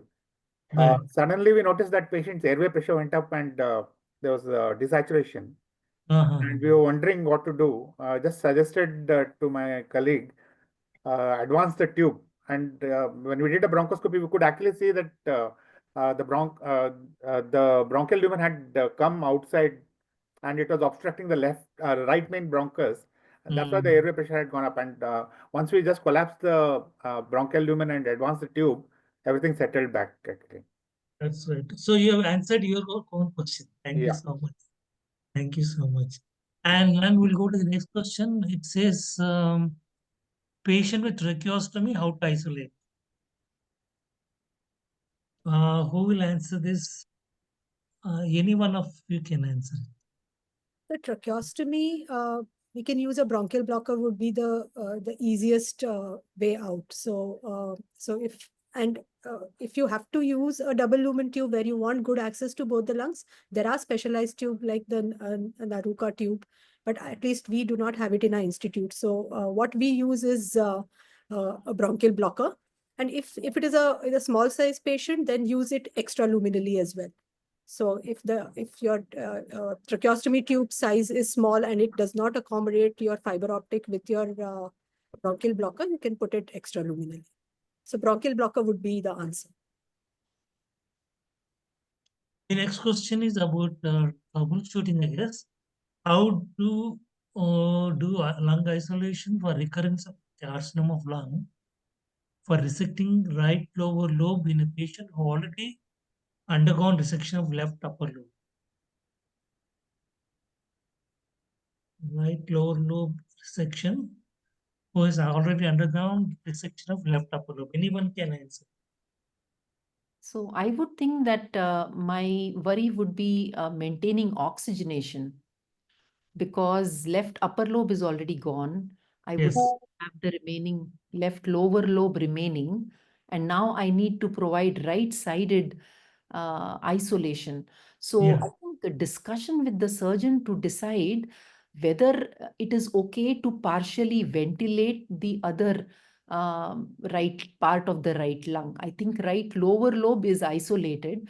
So, probably something like Dr. Raj described, trying device in such a way that we are able to isolate only the right lower lobe. However, again, the challenge here would be how would they clamp the right bronchial lumen, because the isolation device could come in the way. Right. Raj, do you want to add to what Dr. Vibhavari said? Yeah, one more thing before we reach this level, this will be a patient who will be in a marginal lung function.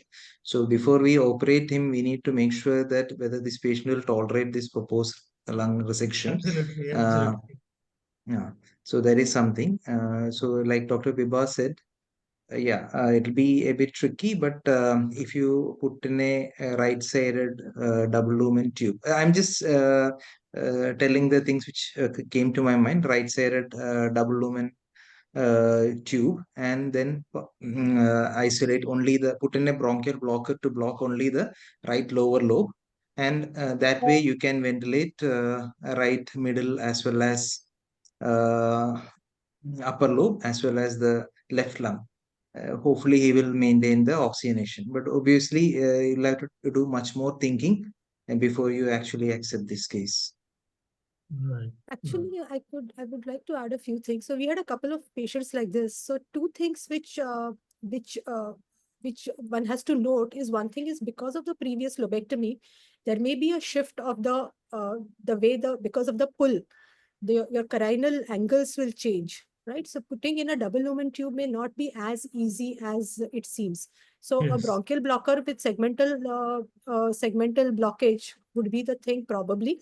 And the other thing is, actually, we had once, again, a case where after a lobectomy, the other lung actually had become, had hyperinflated, and it was actually occupying the whole hemithorax. So, blocking even the whole other lung, we were able to, of course, the saturations were not 100%, but, with 92% with the blocker in the main bronchus, we were able to maintain oxygenation.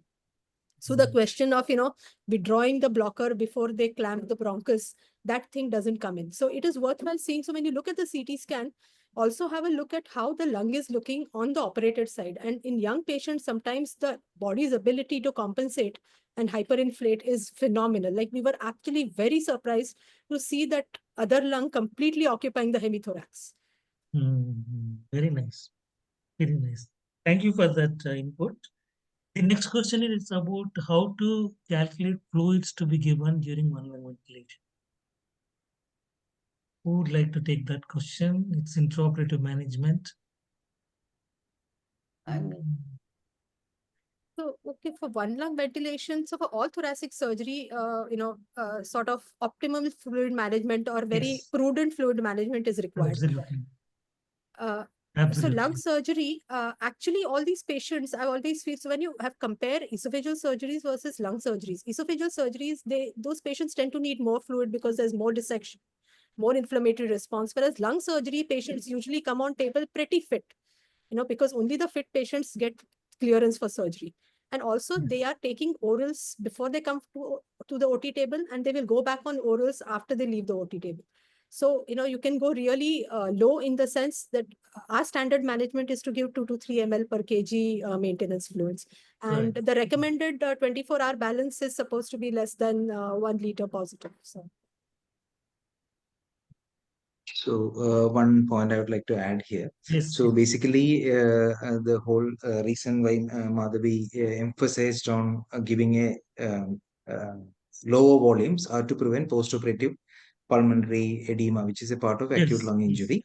This is more for pneumonectomy, but with the points which Vibha said, there are multiple factors which can contribute to acute lung injury after a lung surgery. So whatever things which we can avoid, we should be avoiding. The second thing is, if we are in a habit of putting thoracic epidural, rather than trying to get the blood pressure with only volume, don't hesitate to start a small touch of noradrenaline so that you can achieve the best of both worlds. Right. I have one comment to make, but I'll do it after requesting Shikha, Vinod, and Harish to, if they want to say anything before we conclude. It was a very nice presentation and very enriching and refreshed so many things, and we learned so many things also. So it was very nice being here. Thank you. Thank you, everyone. Vinod, do you want to add anything to? Sir, I would like to re-emphasize on Dr. Madhavi's point that when you're doing double lumen tube insertion, it's better to avoid multiple attempts, because we've had one major injury to the left main bronchial wall, which we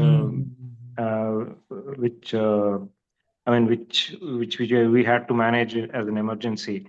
So definitely the number of attempts at intubation and double lumen tube should be as minimal as possible in order to protect the lung and the tracheobronchial tree. Absolutely, absolutely. That's when we talk about comparison of blockers and double lumen tubes, always it's mentioned that trauma is much less with the blockers as compared to double lumen tubes. Yes, your point is well taken. Harish, you want to say anything? Any comment, question? Sir, Dr. Ratan has asked one question. Yes, we'll come to that. Harish, yes. No, sir, just like which now Portex tubes are not coming. What other people are using instead of Portex now for double lumen tube in other centers? Which make you are using? We are using Rouge tubes at Tata Memorial. Which one? Rouge. Rouge. Teleflex. How about Malincrot? Malincrot must be available. Malincrot. Is available. So one more question from Ratan Gupta: vanishing lung syndrome or bullous emphysema? Bilateral, how to manage? This is troubleshooting. So I think all the questions are directed to Madhavi, it looks like. Actually, I do only cancer, so I have no experience of managing bullous emphysema. So I really do not know, One of the concerns with a bullous emphysema is a risk of pneumothorax. So the conventional wisdom said that don't give positive pressure ventilation till you achieve lung isolation. But once you are doing thoracic surgery regularly, nowadays do something like a rapid sequence. If you are reasonably sure about your ability to put in a double lumen tube, pre-oxygenate, give a relaxant and put it, rather than putting the double lumen tube awake. That is my take. Yeah, But I you should agree. be. It's bilateral, Raj. So Yes. Yes, Still you know, have a yeah. high index of suspicion, but rather than the patient coughing, that pressure is much more than giving a gentle Yeah. tidal volume. Like if Yeah. you keep the pressures less than 10, 15, I think coughing will be more dangerous. Otherwise, you should. Yeah, I agree. I don't know. This is my. Yeah. I've been doing it like this for some time. So pressure Uh, controlled ventilation. I had a case a Yeah. long time back. Yeah, Ratan, tell us. Yeah, where only quarter lung existed. The left lower zone was available for ventilation, and the upper lobe was all bulla, and right side was completely a big bulla. So we just kept on praying. We put a double lumen tube, isolated the lung, and tried controlling the pressures. And the surgeon opened the left bulla and excised the lung. But then again, multiple bullas kept on creeping up. We had a air leak on the right side. Subsequently, in the post-operative, had to keep a drain for a long time. But patient recovered, and we suggested for the second surgery on the left side. But patient told, "I'm doing very well. I don't want to come for a second surgery." So I think we escaped actually. Otherwise, patient was wise. Patient was wise. What I talked was only for the intubation. The second part for the intraop, yes, pressure control, ventilation, and having a high index of suspicion. If at any point, if you suspect pneumothorax, put in an ICD. Somebody mentioned about high inflation pressures in the bronchial blocker. So I wanted to know, what is your strategy when you go on bypass, patient is having a blocker or WM tube and the cuff on that bronchial side is inflated. So do you deflate that blocker when you go on bypass? What is the recommendation? Sometimes we do minimally invasive surgery where we don't need the one lung ventilation and the blocker continues to stay there. So when you go on bypass, should you deflate it, or is it okay to keep it inflated? Anyone? Better to deflate it, sir, because the bronchial blocker cuff pressures are like 60 centimeters of water, and there are recommendations to keep it down. Otherwise, you can have a tracheal mucosal ischemia. Thank you so much. Thank you for that. And shall we go to the last question, or shall I call it a day? In this respect, may I ask another question, sir? In the cardiac surgery settings, yes. In the cardiac surgery, is it better to only have one lung ventilation and VATS for lima resection and other things, or to isolate the lung for better visualization? Which is better? VATS versus one lung ventilation. One lung ventilation. In the VATS, surgeon insufflates carbon dioxide into the thoracic cavity, so he may not require lung collapse. See, the one lung ventilation is absolute requirement for a VATS surgery. Having said that, once you have achieved one lung ventilation, lung has collapsed, there is no need to inflate the chest cavity. That is my opinion. My response will be that there is no need to inflate the chest with carbon dioxide once you have achieved a lung collapse. Yes, it is either lung collapse or carbon dioxide insufflation. So which of these two will be better? I will go for one lung ventilation and lung collapse. Sir, I think it's quite institution based also. Some places people are just doing, they don't require when they insufflate carbon dioxide, and it's the other way around also. No, if you look but at most the of cardiac us do surgeons, lung isolation. Yeah, if you look at the cardiac surgeons, they are very, very sensitive. Even little inflation, they will say lungs are inflating, I cannot operate. So you better collapse and make them happy and get the work done, rather than keep ventilating and they complaining. That's my take on that. Last question is, yes. So if they use capnothorax, actually with, you're ventilating only one lung and you instituted capnothorax, so your CO2s tend to rise very high whenever they use capnothorax to collapse a lung. Right. That's another problem. Thank you for that. Yes. I think I'll take the last question and that's it. Last question is current consensus for lung resection, on-table extubation or post-op controlled ventilation ICU? I think it should be totally patient-based and the surgery. Right. I mean, they cannot be that we should, everybody would like to extubate them on table until unless there is something which is stopping us to do that. Right. So I think it's time to say goodbye and thank you so much for this. And Dr. Baljit is here and Dr. Jayashree also. I saw her somewhere. And Baljit, do you want to take over?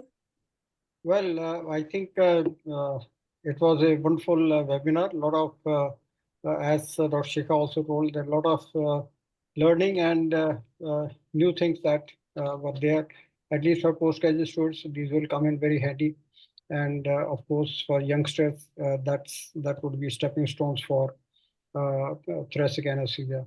All the speakers were just fabulous, just fabulous. Yes, yes. Starting right from the anatomy, right up to Dr. Sahajanand and Dr. Madhavi. I mean, it was pleasure listening to them all through. It's quite late, so I won't say anything more on behalf of President of ICA and my own behalf, as well as the Dean and the whole office bearers of ICA. I thank all the speakers and of course all the moderators as well for this wonderful webinar. I'm sure this will be a much sought after webinar or much looked after webinar by the youngsters. Thank you so much. Good night. Thank you so much. Thank And Thank you, sir. Thank you Thank you, very much. sir. For giving us the virtual opportunity. dinner is waiting for you. Good night, everybody. Thank you. Thank you so much. Thank you. Thank you, sir. Thank you. Good night. Good night. Thank you. Thank you very Dr. much. Shreyasi, thank you so much. Thank you so Thank much. you. Oh, yeah. Bye-bye. Thank you. Good night. I Thank you, always sir. say- Right. Good night, everybody.